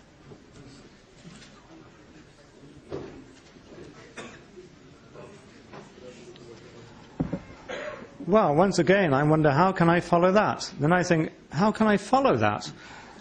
I'm not sure if many of us can follow it. You mentioned so many things, Hamza. And so, were I to be an economist, I'd start dealing with your arguments about how to run a society on an economic basis. But I'm not an economist, and I'm amazed that in about 5 or 10 minutes you managed to explain how the world's economies could be sorted out by following an Islamic way. Whereas I'm not sure how you even find that Islamic way. I assume, but I might be wrong, that the Quran does not mention a particular level of taxation, which you seem to mention in your discussion at one point. I assume the Quran didn't say, oh, well, if you flog the oil, then you won't have to, you'll get about 20,000 a year. Because, of course, if you flog the oil from the Middle East, then other people are having to work in order to pay for it. So you were just throwing in claims which seem pretty random to me, or arbitrary. And yes, I'd be happy to find an economist to debate with you your claims about economics from Islam, but I'm in no position to do so, and I'm happy not to do so.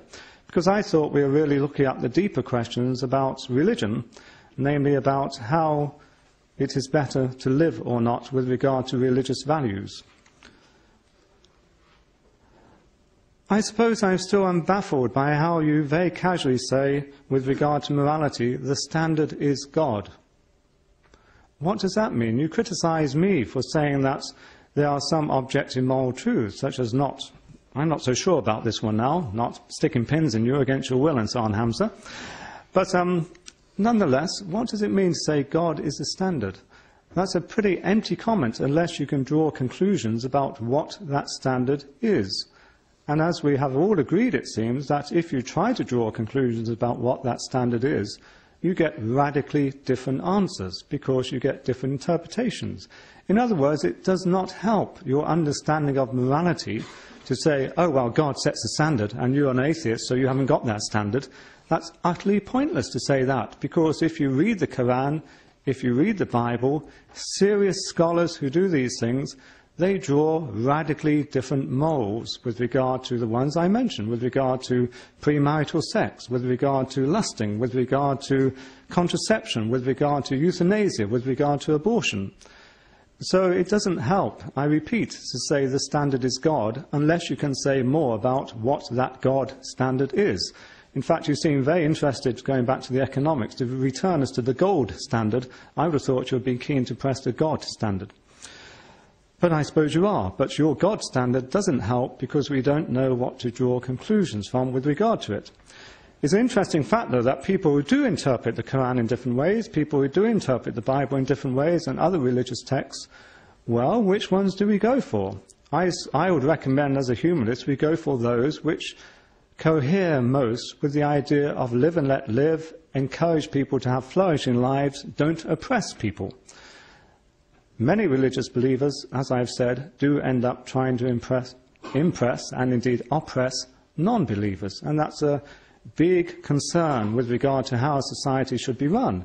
And so that's why I'd strongly recommend, and I do recommend, a neutral state, a society which is not atheistic, but it's not Islam, it's not Christian either. It is a state which is neutral in the sense that it is not committed to one particular religion or non-religion. It holds the ring. I talk about the state as a ringmaster rather than a conductor. If the state is a religious conductor, it expects you, dare I say, to sing from the same hymn sheet. The sort of state which humanists, atheists, tend to prefer is a sort of state which is neutral on that issue. It's more like a ringmaster. He has certain very basic values which are there enshrined such that people can lead flourishing lives without oppressing others. That is not the sort of society which you find in Iran. That is not the sort of society you find in Saudi Arabia. It's fair comment, Hamza, to say, you can say quite reasonably, oh, well, they are not Islamic societies. That's fair enough. But then we can ask you, well, what would the Islamic society be? Would it insist on all its citizens being found guilty and being thrown into jail if they had an abortion? Would it insist that men should have certain rights over women? Would it insist that euthanasia be illegal? Would it insist that, I don't know, premarital sex or going out unveiled if you are a woman would meet with lashes? These are things which you would need to answer. As a liberal, as a humanist liberal, my sort of state, my preferred state, is one to say, well, let people live their lives as they want, but don't allow them to oppress others. That's my neutral state, and so that's my response to your political point. With response to your concern, just to come back to the point you've made quite a few times, how can humanists have values? I mean, how can atheists or humanists, how can evolved beings, you might say, how can they ever sort of see the sun or watch the moon or know there are trees? Because they've evolved in such a way that they can spot trees, that they have visual receptors such that they see trees. Similarly, human beings have evolved in such a way that they have a sense of morality, just as they have a sense of mathematics. We don't have to start saying, oh, well, therefore there's a mathematical God, and we accept that there are mathematical truths in the world and there are moral truths. That relates to another idea which I think you may be putting over, and it applies to a few humanists, namely that they are materialists. Well, for a start, humanists are no more materialistic in the sense that they like getting fast cars and so on. They're not material in that sense. Yes, humanists often are materialists in a very particular philosophical sense, namely they think understanding of human beings is going to be enabled through understanding neural networks in the brains and so on. But many humanists, many atheist humanists, are not that way inclined. We accept that there's a whole way of understanding the world which does not get reduced to physics or to neurology. You can understand the world in a certain way by just looking at a wonderful sunset. You have a different understanding, a different appreciation of the world by falling in love. You can have a different understanding of the world by engaging in sexual congress. You can have an interesting understanding of the world by looking at Jackson Pollock's or Rothko paintings. Some people get a rather bizarre understanding of the world by watching Sex in the City. But nonetheless, there are different ways of understanding the world, and they are not thereby reducible to the movement of electrons or neural circuits or whatever the current transient scientific theory is. Humanists are not necessarily materialists even in that sense, and they certainly are not materialists in the sense of utilitarianism, of the very crude idea of just wanting pleasures. I'm sure you do know your utilitarianism well, Hamza, but a major utilitarian was the 19th century John Stuart Mill, and he said, "'Tis better to be a dissatisfied Socrates than a satisfied pig." On occasions, I prefer to be the pig, but overall I'm on the side of John Stuart Mill, namely, the idea of a flourishing life is not just to do with happy satisfactions or pleasures. It involves those, but it also involves the thought of aspiring, the thought of helping others, the thoughts of nobility, the thoughts of trying to overcome obstacles, of compassion and such like. I suppose one other point you kept getting at me over is I didn't address your miracle argument with regard to trying suddenly to show that Allah exists. I was quite amazed that you suddenly produced this argument and thought, there it is, 5 minutes flat, I've proved that Allah exists. Wow. Is it as simple as that, Hamza? I'm sure it's not. Just because I think you use the expression, the structure of this book is unique. I'm not sure what you mean by structure, but I doubt if the structure of the book is unique. But even if it is unique, that's irrelevant. The odd pebble is unique. There's no other pebble than this pebble. There's another pebble similar to it, but it's not this one.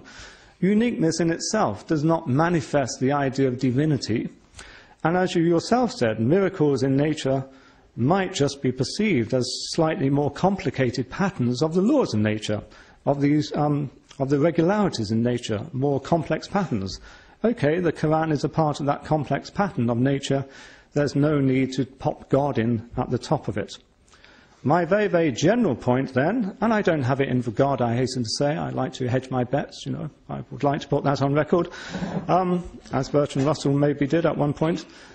But I would like to make a very, very basic point. Explanations have to come to an end. That's from the great Wittgenstein in the early 20th century. It's a very simple point.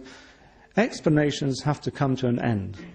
The atheist, the humanist stance is to say, we can explain so much and then we come to an end on it. Nothing is gained by popping on an extra bit and saying, oh, well, therefore, it must actually be done by God or by Allah. Because at the end of the day, I suspect you, Hamza, are humble enough to say that Allah's ways are mysterious, Allah's ways are mystical. You certainly do not understand, as a mere human being, Allah's ways. So to try to explain the world and morality and the meaning of life by reference to something which is mysterious is no explanation at all. Explanations come to an end, and the end should rest in our humanity, our compassion, our fellow feeling, our reason, our fairness with regard to each other. So I'll vote for humanity, and I'll still vote for the red wine, rather than for some mysterious Allah or God, or indeed gods. Thank you.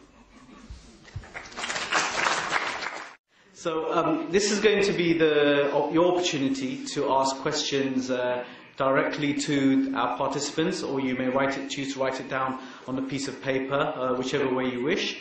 And also this is the opportunity for even each of our participants to follow up on the question if they also see fit to do that. So if anybody wants to be the first person just to kick off proceedings. Yes, the person with the red top. Yes.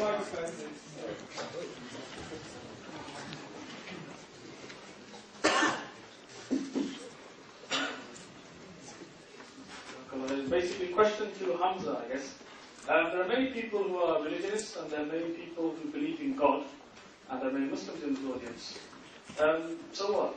How does this then affect my behaviour? What am I supposed to do next? I accept your points. So what? What's next? How does it affect my behaviour?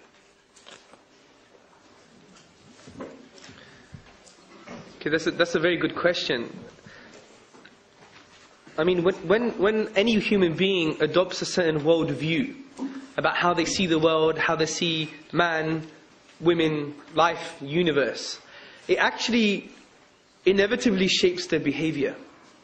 And the reason it does that is because our concepts that we form from a set of ideas actually makes us reflect upon things in a certain way. I'll give you an example.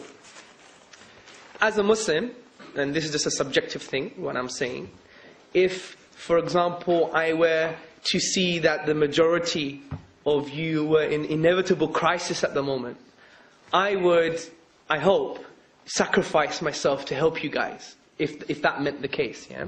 And the reason I'm doing that, because I truly objectively understand what philanthropic activity and altruism and self-sacrifice actually really mean.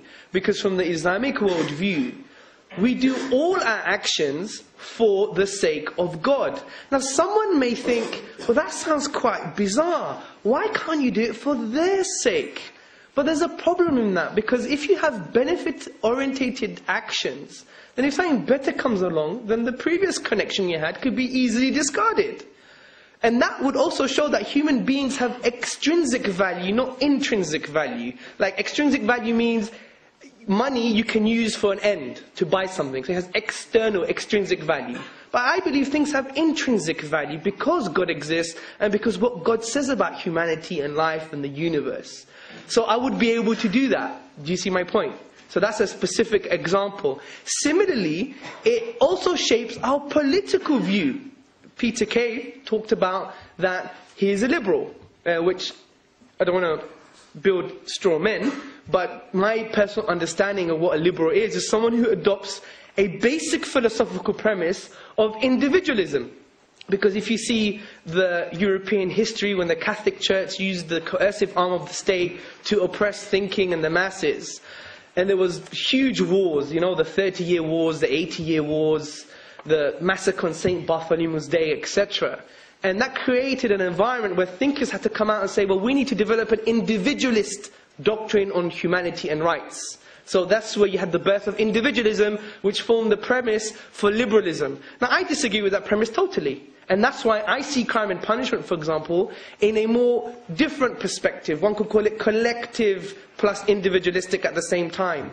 Whereas a liberal perspective would say, oh my God, cutting the hand of a thief is so barbaric and wrong. Without having a nuanced discussion and say, well, the basis for your philosophy for crime and punishment is individualistic. You just see the human being as sovereign, with hardly any attachments, philosophical attachments and obligations to society. I see it differently. My worldview is different. I see society as an integral whole. My actions affect society, and society actions affect the individual. Hence, crime and punishment will be different.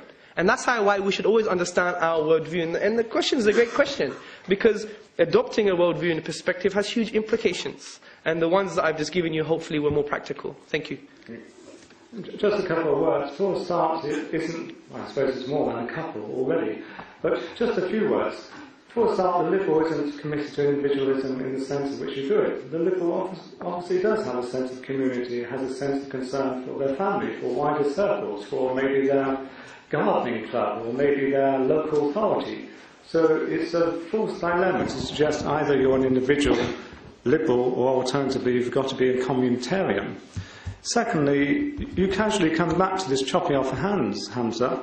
So I'm not sure about your Islamic view, but it would be interesting to know then, are you saying that you really do think that thieves should, or maybe by the third time, should have hands removed? Do you, for example, believe that adulteresses should be stoned? I gather in the Saudi Arabia constitution it's got to be medium-sized stones, so that neither they're so trivial, but nor does the death occur too quickly. That's actually in the constitution, I believe.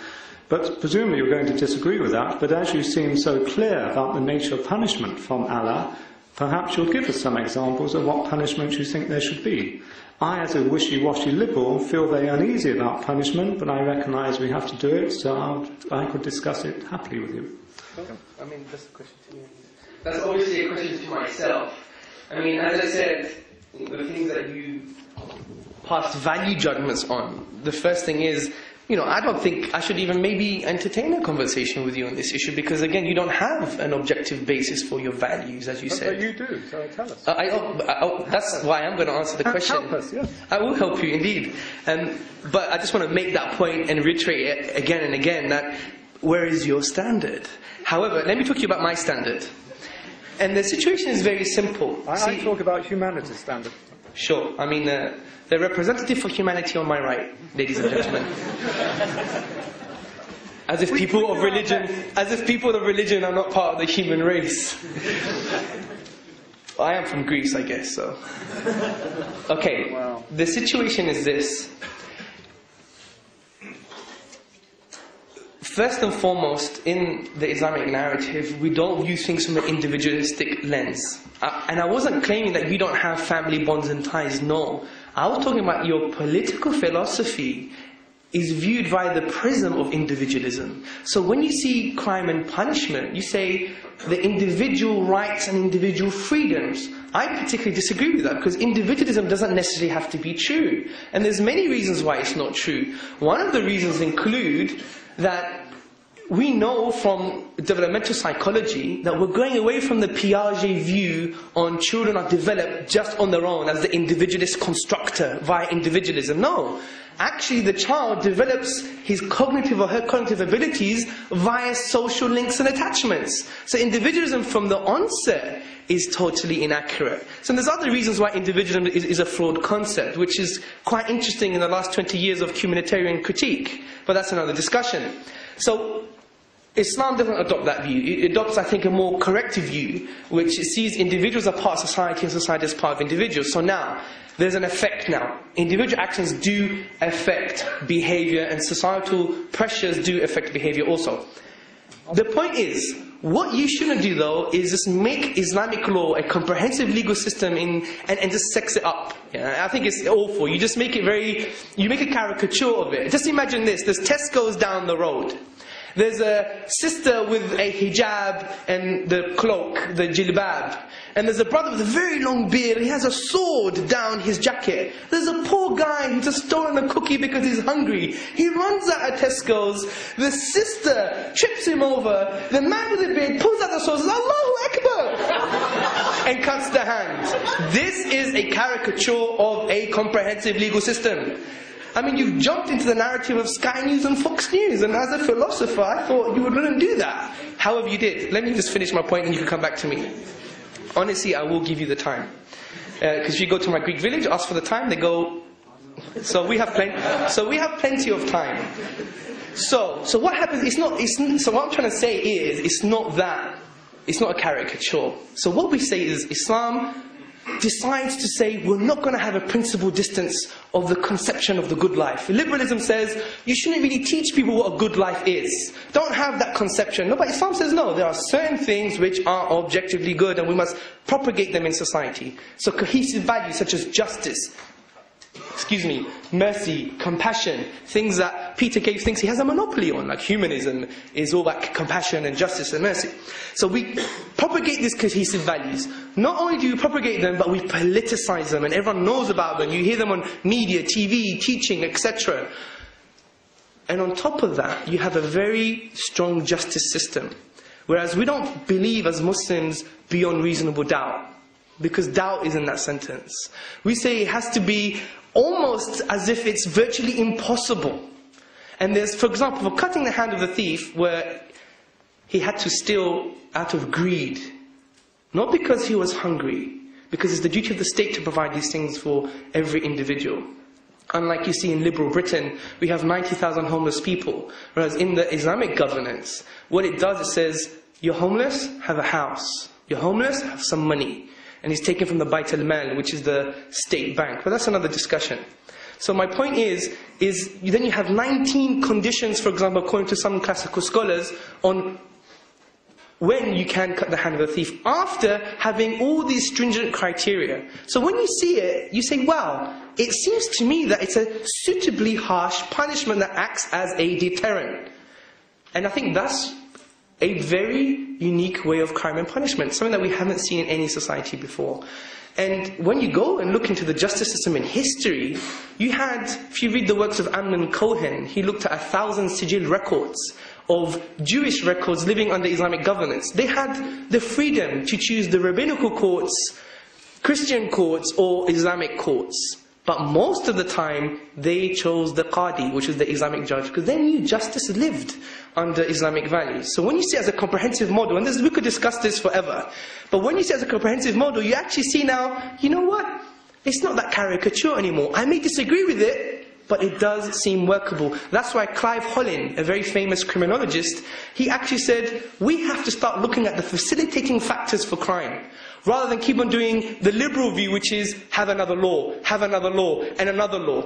It's quite funny when liberals go to so-called Islamic countries and they say, all this bad stuff is because of Islamic values. But when they see the 167 rapes a day, according to Amnesty International UK, of women in this country, and 1 in 4 women of domestic violence being abused in this country, and there's more likelihood of a man reporting a sick dog to the RSPCA than a woman being battered by her husband. It's atrocious. And they say, well, we need new laws. But they don't even go to the underlying values of the particular society. The Children's Society Report, a liberal group, what did they say?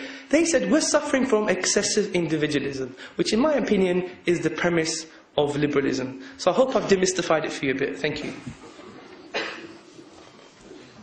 You made a little slur saying I thought I had a knocking on justice and fairness and so on. That isn't true. I think you are, well, maybe a kindly human being, certainly a human being, and I suspect kindly. And many religious believers are, and so obviously they have a sense of justice and fairness. My point is to say you're not finding it necessarily through your religious books, you're finding it through your humanity. And I note, though, that I'm still not clear that either you are saying that you think chopping of hands in certain circumstances is the right punishment. I know you don't say whether you think stoning of adulteresses should be allowed.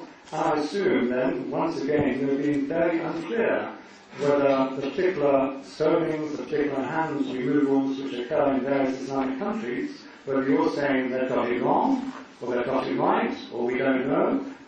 I assume that these are good examples again of just trying to make the point that if you hang it all on the Quran and try to draw conclusions, you start having different interpretations. And so to say God sets the standard doesn't help, because at the end of the day you're just coming up with a particular version of hands chopping here but not there, stoning here but not here, or whatever the story is. Whereas I suppose, as, dare I say, a literal, but not thereby an individualist, I would think that punishment should be geared towards the idea of minimum suffering, maximum deterrence. But there are lots of ifs and buts, lots of mud and soup, but not thinking it should be found inside one book. Okay. Can I just quickly respond to that, if possible? Of course, we could carry on forever. Oh, well, just, I like talking to you. I think maybe one sentence. Okay, I'm going to allow, obviously, the audience to participate, but in terms of justice, I give an example. The Quran talks about justice, and not in the intuitive way. We want things in their place, fair play, as us Brits say. What the Quran also says is, even if it's against yourself. Now, that's not an intuitive kind of concept for justice, especially when you think you're going to get punished. Because the intuitive, especially I studied psychology at university, and the intuitive concept is, oh, I'm going to get punished for something, I'm going to hide it. I'm actually not going to tell anybody, I'm going to, sweep it underneath the carpet. What does Islam say? It has, in my opinion, a greater view on justice. Even if it's against yourself, those you love, kith and kin, rich or poor. As the Quran says, God loves the just, And so the point is, views on justice are also quite dissimilar with liberal views. So I would, this argument of everything has to be intuitive and inside human being, I think it's wrong, because there is a necessity to learn from revealed knowledge. And I've given you an example of justice, which in my opinion is, on reflection, is something that is far more powerful.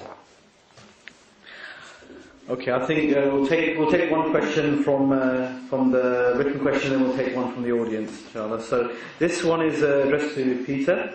What is your purpose in life? Have you ever thought about why you were placed on the earth? Everything seems to have a purpose, whether it be machines, cars, etc. So what is the purpose of mankind? I see we have so many microphones now. Wow, it's as if I'm at the United Nations, which might be a better place to be. I'm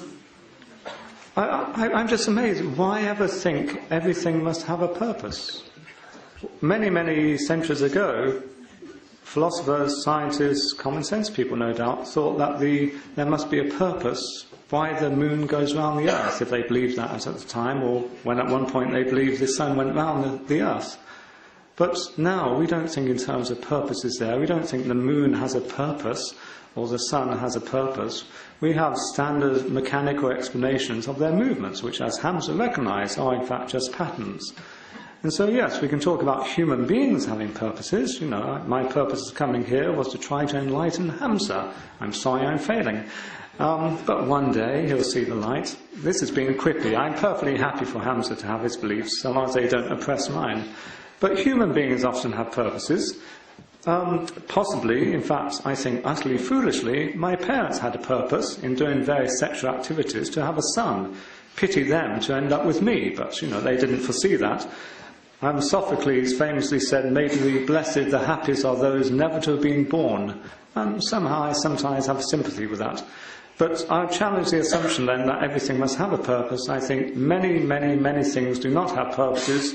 What are the purposes of numbers, And hence, equally so, the whole universe does not have a purpose. And if you really think everything must have a purpose, and if you really believe in God or Allah, then you must ask yourself, oh, so what's the purpose of Allah? And if you give an answer, say the purpose is X, then you must say, oh, what's the purpose of X? Once you play that card of thinking everything must have a purpose, you'll come to no end. And as I said at the end of my little talk, explanations come to an end, and so many things we just accept happen without purposes. Well, the best explanation doesn't require an explanation. And I've said this in the previous debate.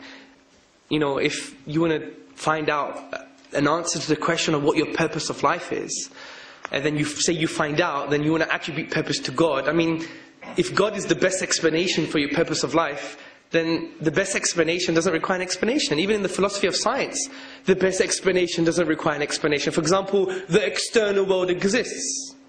You can't prove that. How do you know your brain is not in a vat and some crazy alien is just computing your brain? You just couldn't prove that. It's an assumption. It's a philosophically basic premise that you just have to accept in order for science to have any grounding. Similarly, even with the question of God best explains your purpose of life, well, that's the best explanation. You don't have to explain the best explanation.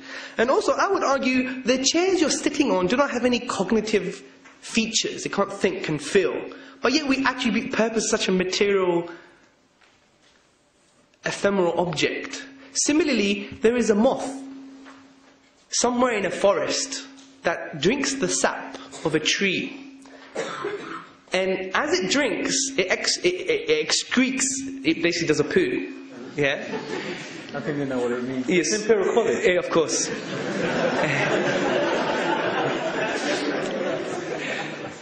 So, but funny enough, there's another moth underneath that moth that drinks its poo. And the purpose from its function, you can derive that if the poo were to trickle down the tree, the ants will follow the trail and eat the first moth. BBC for you. Our money goes somewhere. So the point is this, is that you never knew about this probably 2 minutes ago.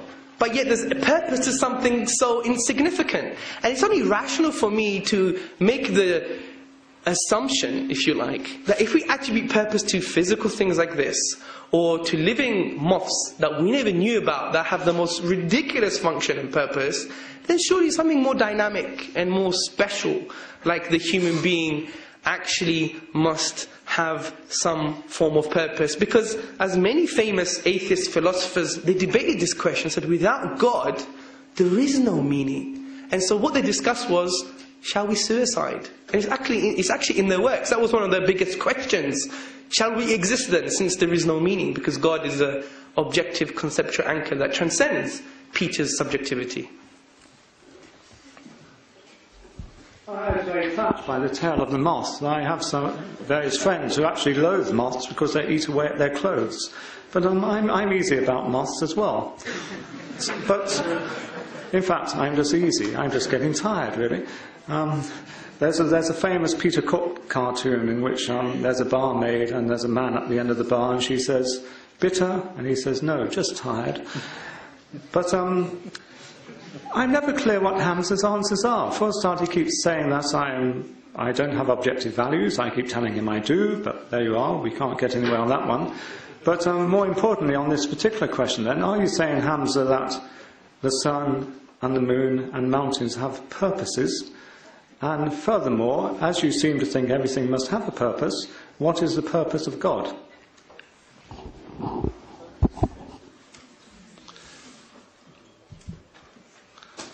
I'm not going to answer that question because God by definition is something that is transcendental, and for me to jump into the mind of God is the fallacy that some of the Greek philosophers did, and they got them in a big No, I don't actually. What I frankly do is use my ration to justify that the Quran can only be explained by a transcendental cognitive source, and hence what it says must be true. And I discussed the logic of submission, which you never countered in any shape or form, and you misconstrued my argument of the miracle of the Quran, saying it's just because of its uniqueness. No, I was saying when we go to the productive capacity of the nature of the Quran, which is the Arabic language, and we exhaust all possibilities this has been done by some Jewish scholars on computers, we cannot create the literary form of the Quran. So we need a supernatural explanation. These are evidences for transcendence. You never dealt with this argument and many of the other arguments, and you swiftly say that I have objective morals, but that's just a statement. If you do have objective morals, which I believe you do, it's only because God exists. Because there is no other transcendent conceptual anchor that goes beyond human subjectivity. And it was an ontological question, not an epistemological, which is, how do I get to know morals, or what are morals? But the very fact that you believe killing an old woman for no reason is 100% morally wrong, is because God exists. And I could give you the following logical format for you to understand a bit better, since you're a philosopher. 1. If God does not exist, objective morals do not exist. Okay, I don't accept that premise. Okay, well, you don't accept that objective morality exists? No, I don't accept your premise. Namely, if God does not exist, then objective morality does. Okay, well, we could easily discuss that premise. Okay.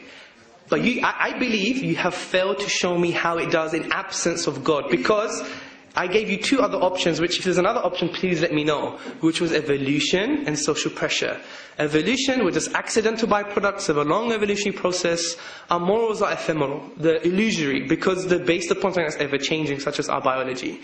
Secondly, social pressure, we discussed that as well. If you take social pressure as a basis for objective morality, then the implications are that it was okay to kill 6 million Jews because there was a consensus at the time for that to happen. I am asking you, where is the objective anchor for you to peg your morality, to say that it is true? Saying it just is not an explanation, because then I could be here and my good argument could be religion is better for your life because it just is, and that's not an argument, it's counter discourse. Do you see my point? Well, I make the same point. You end up, in effect, using that format of just saying that God just is. It doesn't help at all to say, oh, well, you need an anchor for morality. The anchor is God. Because then I can ask, well, what's the anchor for God? And you'll just say, well, God's his own anchor. Words to that effect, no doubt. And I'll make the same point about morality. Morality is its own anchor. Just as I, as an atheist, am, confident there is no God, I acknowledge there are mathematical truths. I don't have to say, oh, well, there needs to be an anchor for mathematical truths, God. Just I acknowledge that there are truths about how many people there are in this room. I don't have to say, oh, well, there must be an anchor for that, namely God.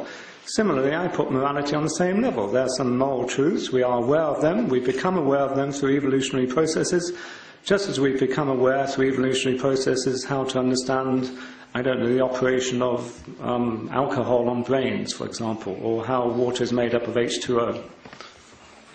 But perhaps we should have more debate from the audience. That's true. But just as a final point, if you don't mind, is that if you're saying evolutionary processes dictate the basis for our morality, well, what did Darwin say? Darwin said if it happened, for example, that we were sharks, then it would be morally okay to forcefully copulate with a female shark. So rape would be morally okay if we happen to be sharks. And that's the problem here. Even Darwin, which is the basis for the evolution theory, which I would even contest in the first place, just from a philosophical premise, because in the book Anthropic Cosmological Principle by Tipler and Barrow, they said that every stage of the evolution of the Homo sapien, the 10 stages, for example, for each stage to be true, the probabilities are 4 to the power of minus 360 to the power of minus 110,000. And that's every single stage. So it's highly improbable. So for me, if evolution is true, therefore it's a miracle, and thereby it proves God's existence. Okay, one quick point. So it's an interesting conclusion from this, and I gather Hamza does not believe in evolution. He does believe in cutting off hands in certain circumstances, and I'm still awaiting the stoning example. I think the evidence is overwhelming in favour of evolution, and I think it's morally wrong to go around stoning adulteresses or adulterers, and I really think it's morally wrong for many countries to insist that women must go around unveiled, when I suspect many of them do not want to, but I recognise some do. Well, that's cheap. It's probably as cheap as the wine that you've been referring to all day. I mean, the point is that these kind of cheap rhetorical claims, I I do speak a lot of rhetoric, I do have to admit, and it's, you know, almost eloquent, yeah? Yes, sir, you do. But the point is, at least I justify it with some substance also. I just don't make empty claims like it's morally bad, morally good. I actually give some justification for my model. Whereas you're just like pointing the finger all the time, as if like almost in elementary ages. Now, the point I'm trying to make is that with regards to the things you're talking about with the harsh suitable punishments, I think I've discussed that in the first place. What was your question again? I think it's time to move on. Yes, this gentleman here. Yes, go ahead. Thank you very much for your fascinating encounter and engaging discussion. My question to Mr.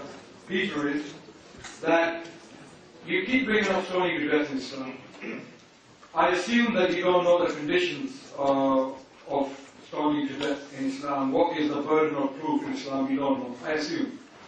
Correct. In the entire Islamic history, we don't have more than 20 cases. And 90% That's 20 cases. Let him finish. We can respond. 90% of those cases were voluntary non-submissions. Okay? People came forward themselves and they voluntarily submitted themselves to the Prophet. And more of these cases happened in the time of the Prophet. Now, amazingly, you are living in a society which has 167 rapes every day. A woman is being raped right now on this island as I speak to you. As I speak to you, a woman would be raped. So, would you rather have one stoning to death per millennium, or would you rather have 167 rapes every day? That's my first question. Would you like to answer that?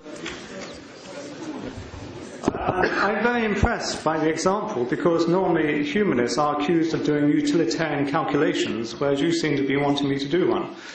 I'm not particularly convinced by the stats. Also, I've been only using the stoning example just when I've been a little irritated by Hamza by suggesting, implying that somehow out of the Quran you get clear moral guidance. You do not. You get a mishmash of moral guidance, witness the many disagreements. Yes, Hamza can keep on saying, I'm just making an ontological point, but at the end of the day, Hamza believes that the epistemology is there, and he believes that in the Quran you get the answers. We know that many Quranic scholars give different versions of this, which lead to different sorts of laws in different societies. I think stoning of adulteresses, even if it's just 20 or 2, is morally wrong, full stop, especially when it's clearly contrived to be a very, very painful death, if we're following the example of Saudi Arabia. But I'm not saying, obviously I'm not saying 167 rapes are justified.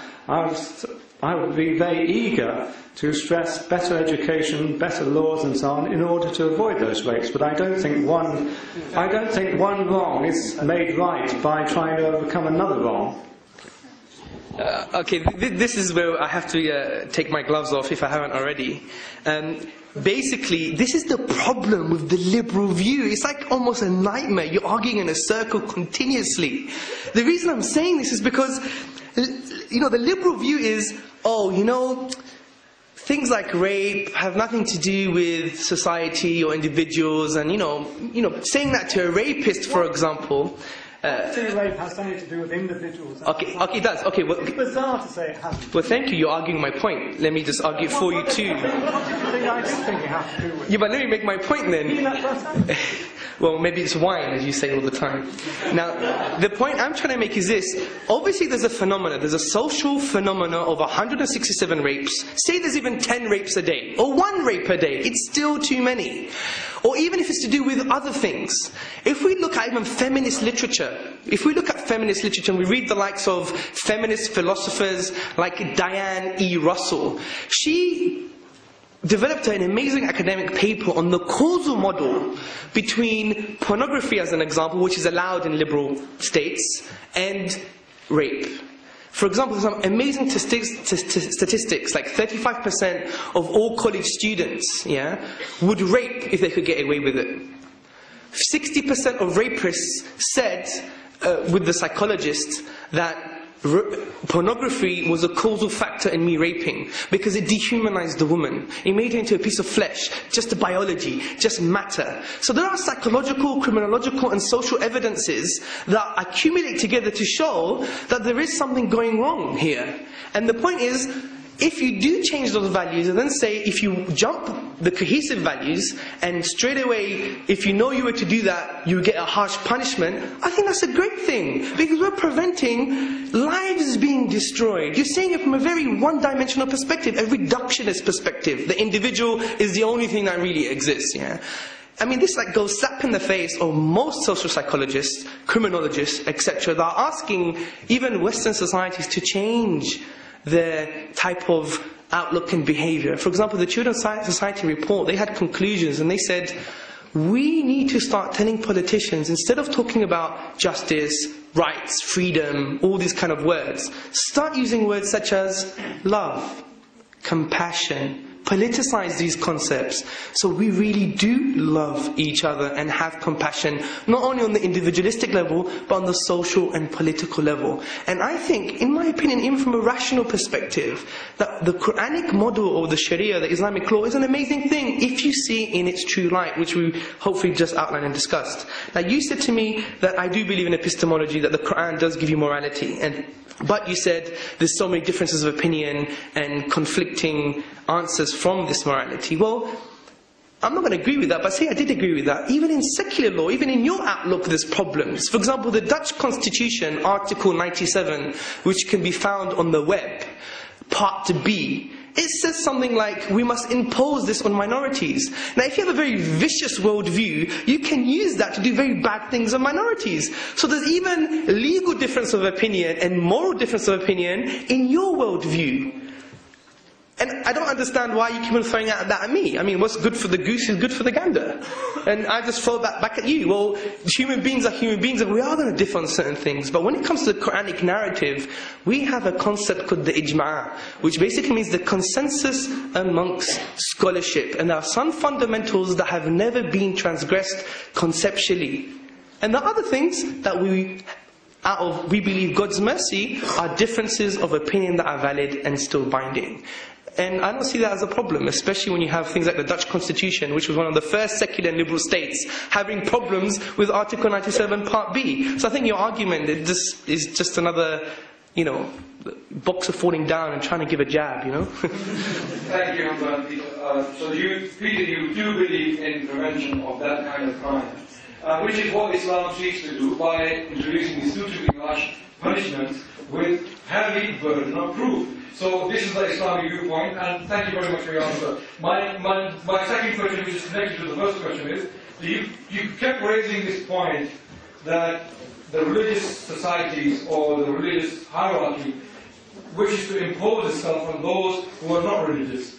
But that objection doesn't go against Islam, because if you read the Islamic history, as Hamza gave one of the examples from the Ottoman Empire, 16th century Ottoman Jerusalem, and and he studied the records, the Jerusalem court record, and from 1536 to 1600, within these 17 years, we had 1,000 Jewish cases filed in the Islamic court. While they had their own best deal to go to, they chose that Islamic court. We have examples like that from Islamic Spain. We have examples like from the time of Sahaba, from early Caliphate of Islam. So this objection can go against the Catholic hierarchy or the Protestant hierarchy of the 16th, 17th century of England. But it doesn't work against Islam. Do you have something to say about this, please? Yes. Oh, you want me to say more? I really don't know where to begin. But I shall begin, and I shall end quite swiftly. I think you are manifesting, are you not, that maybe, it might be very plausible, you have a very, very liberal reading of Islam. And that's fine. I strongly approve of that. I'd love to. And I have some Islamic friends, Muslim friends, who indeed are very liberal Muslims. But many, many other people today, as you must surely know, in many countries, have very conservative, rather stringent, rather harsh readings of Islam. It's fair enough for you to say, oh, well, they're not genuine Islamic states. But if one does wander around Iran, or if you do go around Saudi Arabia, you better not go unveiled if you're female. Nasty things will happen to you. That sort of Islamic state, I assume, then you disagree with. But I assume they claim to draw their morality, their understanding of the law from the Quran. I think they do claim that. But yes, there are many different versions, therefore, and that comes back to my point, to Hamza. Yes, secularists disagree about these things, but at least we don't hold up a book and say, the truth is in here, it's just a matter of interpreting it. We recognise we've got to learn to live with each other, we've got to show compassion, understanding, love. These are the things which we'd stress as much as Hamza stresses.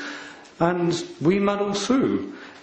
The mistake is to think that we're not muddling through, to think somehow there's a definitive answer to be found inside one particular text which happened to be written many years ago, maybe in some unique way, but it can't be that unique given it was written, I gather, in Arabic.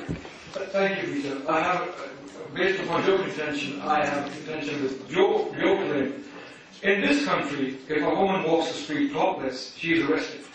If a man does that's a sad feature. That is a sad feature, I agree. It is there in your liberal society. Strangely, I do want to answer that, because although I actually I feel very uneasy, even in this audience, when I see many females completely covered, and I wonder how free have they actually chosen that to be. Nonetheless, I recognise there's a huge amount of conventions, customs, pressures within this society for, say, young girls to wear miniskirts or such, or wonder bras. And so I'm I'm up for discussion about this. It's very difficult to know what the power of custom is and how far it should or shouldn't go. Hamza is always keen to stress the importance of community, so he seems to be quite keen on these sort of customs being forced on people.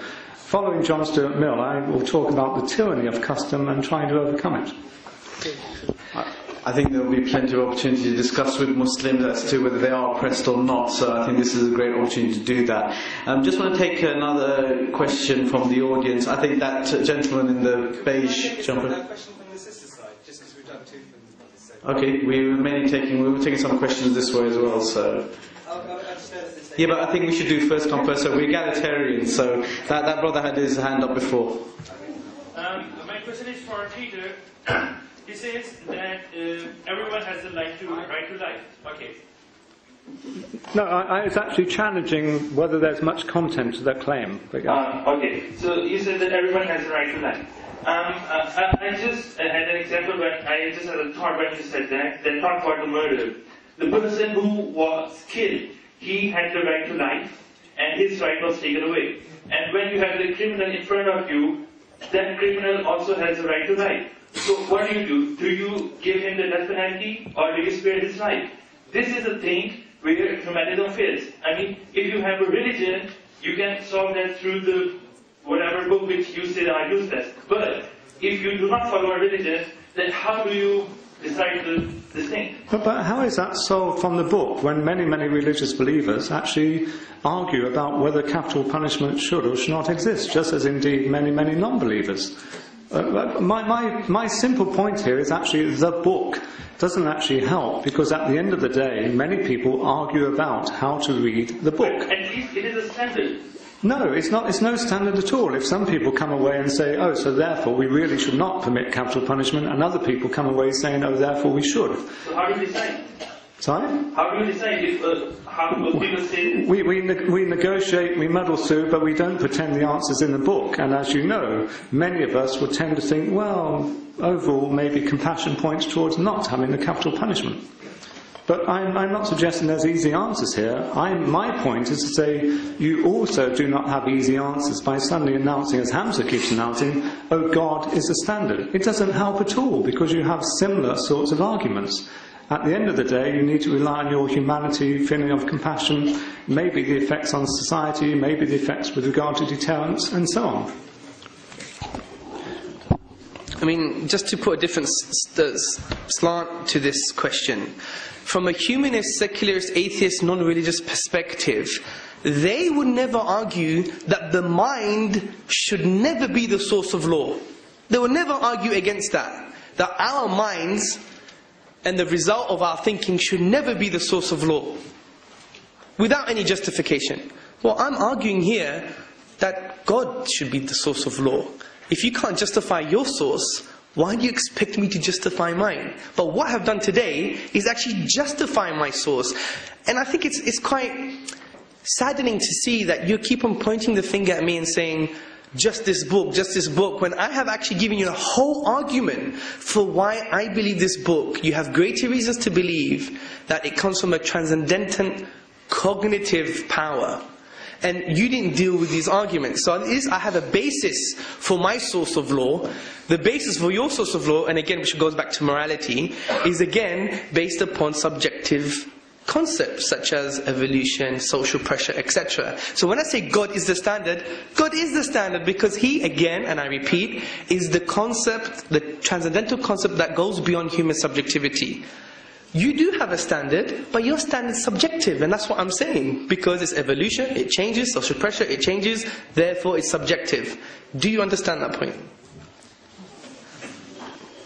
I have a horrible feeling we're going to be boring the audience as we keep going round and round the same loop.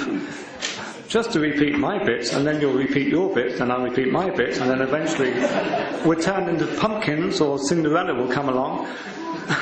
That's a very subjective viewpoint. Nothing is actually helped by keeping on announcing God is the standard. Because you don't know anything about God unless you start saying it's all inside the Quran. Then we come to your argument saying, oh well, the Quran is so specially written or structured or something novel in Arabic such that it must have been caused by some transcendent being. I don't accept that at all. For a start, I very much doubt if it really is some specially structured work. But even if it is, that's the way the world has come about. That wasn't my argument. You're just building another argument here. Well, Keith, which feature of the Quran is you said something about it used the Arabic language in a way which no one else has used? But if you don't know, why don't you ask me the question? Because you keep referring to this, and it's baffling what you mean. Well, ask me, Hamza, what did you mean? It clearly was written in the Arabic language. I assume, yep. I say it's good. So clearly it's not something which could not be expressed in the Arabic language. And so presumably some human beings wrote it down, and so that's manifested the fact that some natural human beings managed to express it in the Arabic language. There's no further need to say, oh, there's some transcendent power behind it. It doesn't help. But that's not the argument. Do you want to give the argument again? Not really, but feel free to. I mean, in fairness, sorry, can I take that? Fairness? Can you see on YouTube afterwards? I don't know. I mean, in fairness, if I didn't understand a particular argument of yours, I would have said, Peter, what do you mean by that? I want to inquire about the truth of your claims. So some of the claims you're testing. What you've done to mine is you've misconstrued them. I'm not saying deliberately, but you have misconstrued them. And I've said that you have, then you're saying, well, my assumption and my assumption. But it's just assumption. The best thing to do is say, Hamza, what is it about the Quran that makes it a miracle? Let me say then, Hamza, give me one sentence at a time so I can check, I can understand each sentence. Without too many ands or buts in. Okay, that's interesting, because and is a conjunctive particle that links concepts together. If I don't use an and, then I won't have a conversation. Well, it could be an eternally long question, couldn't it? And this and I mean, do we have time? No, definitely. We don't have time, but we don't have time. Well, on that profound note, I'm sorry I couldn't take all the questions. The speakers will be here, so you can come up to them individually afterwards and speak to them about your particular questions. We are running short of time, and I think it's good that we got to at least a good point when it came to the discussions available. I'd like to thank today's participants, Peter Cave and Hamza Tzortzis, and I hope there will be another debate coming to you soon. So thank you very much. Assalamu alaikum wa rahmatullahi wa barakatuh.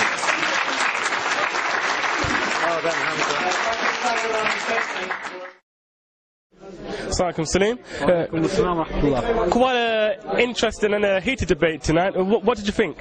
Well, I mean, my remit as the chair was really for the discussions to go to a logical conclusion.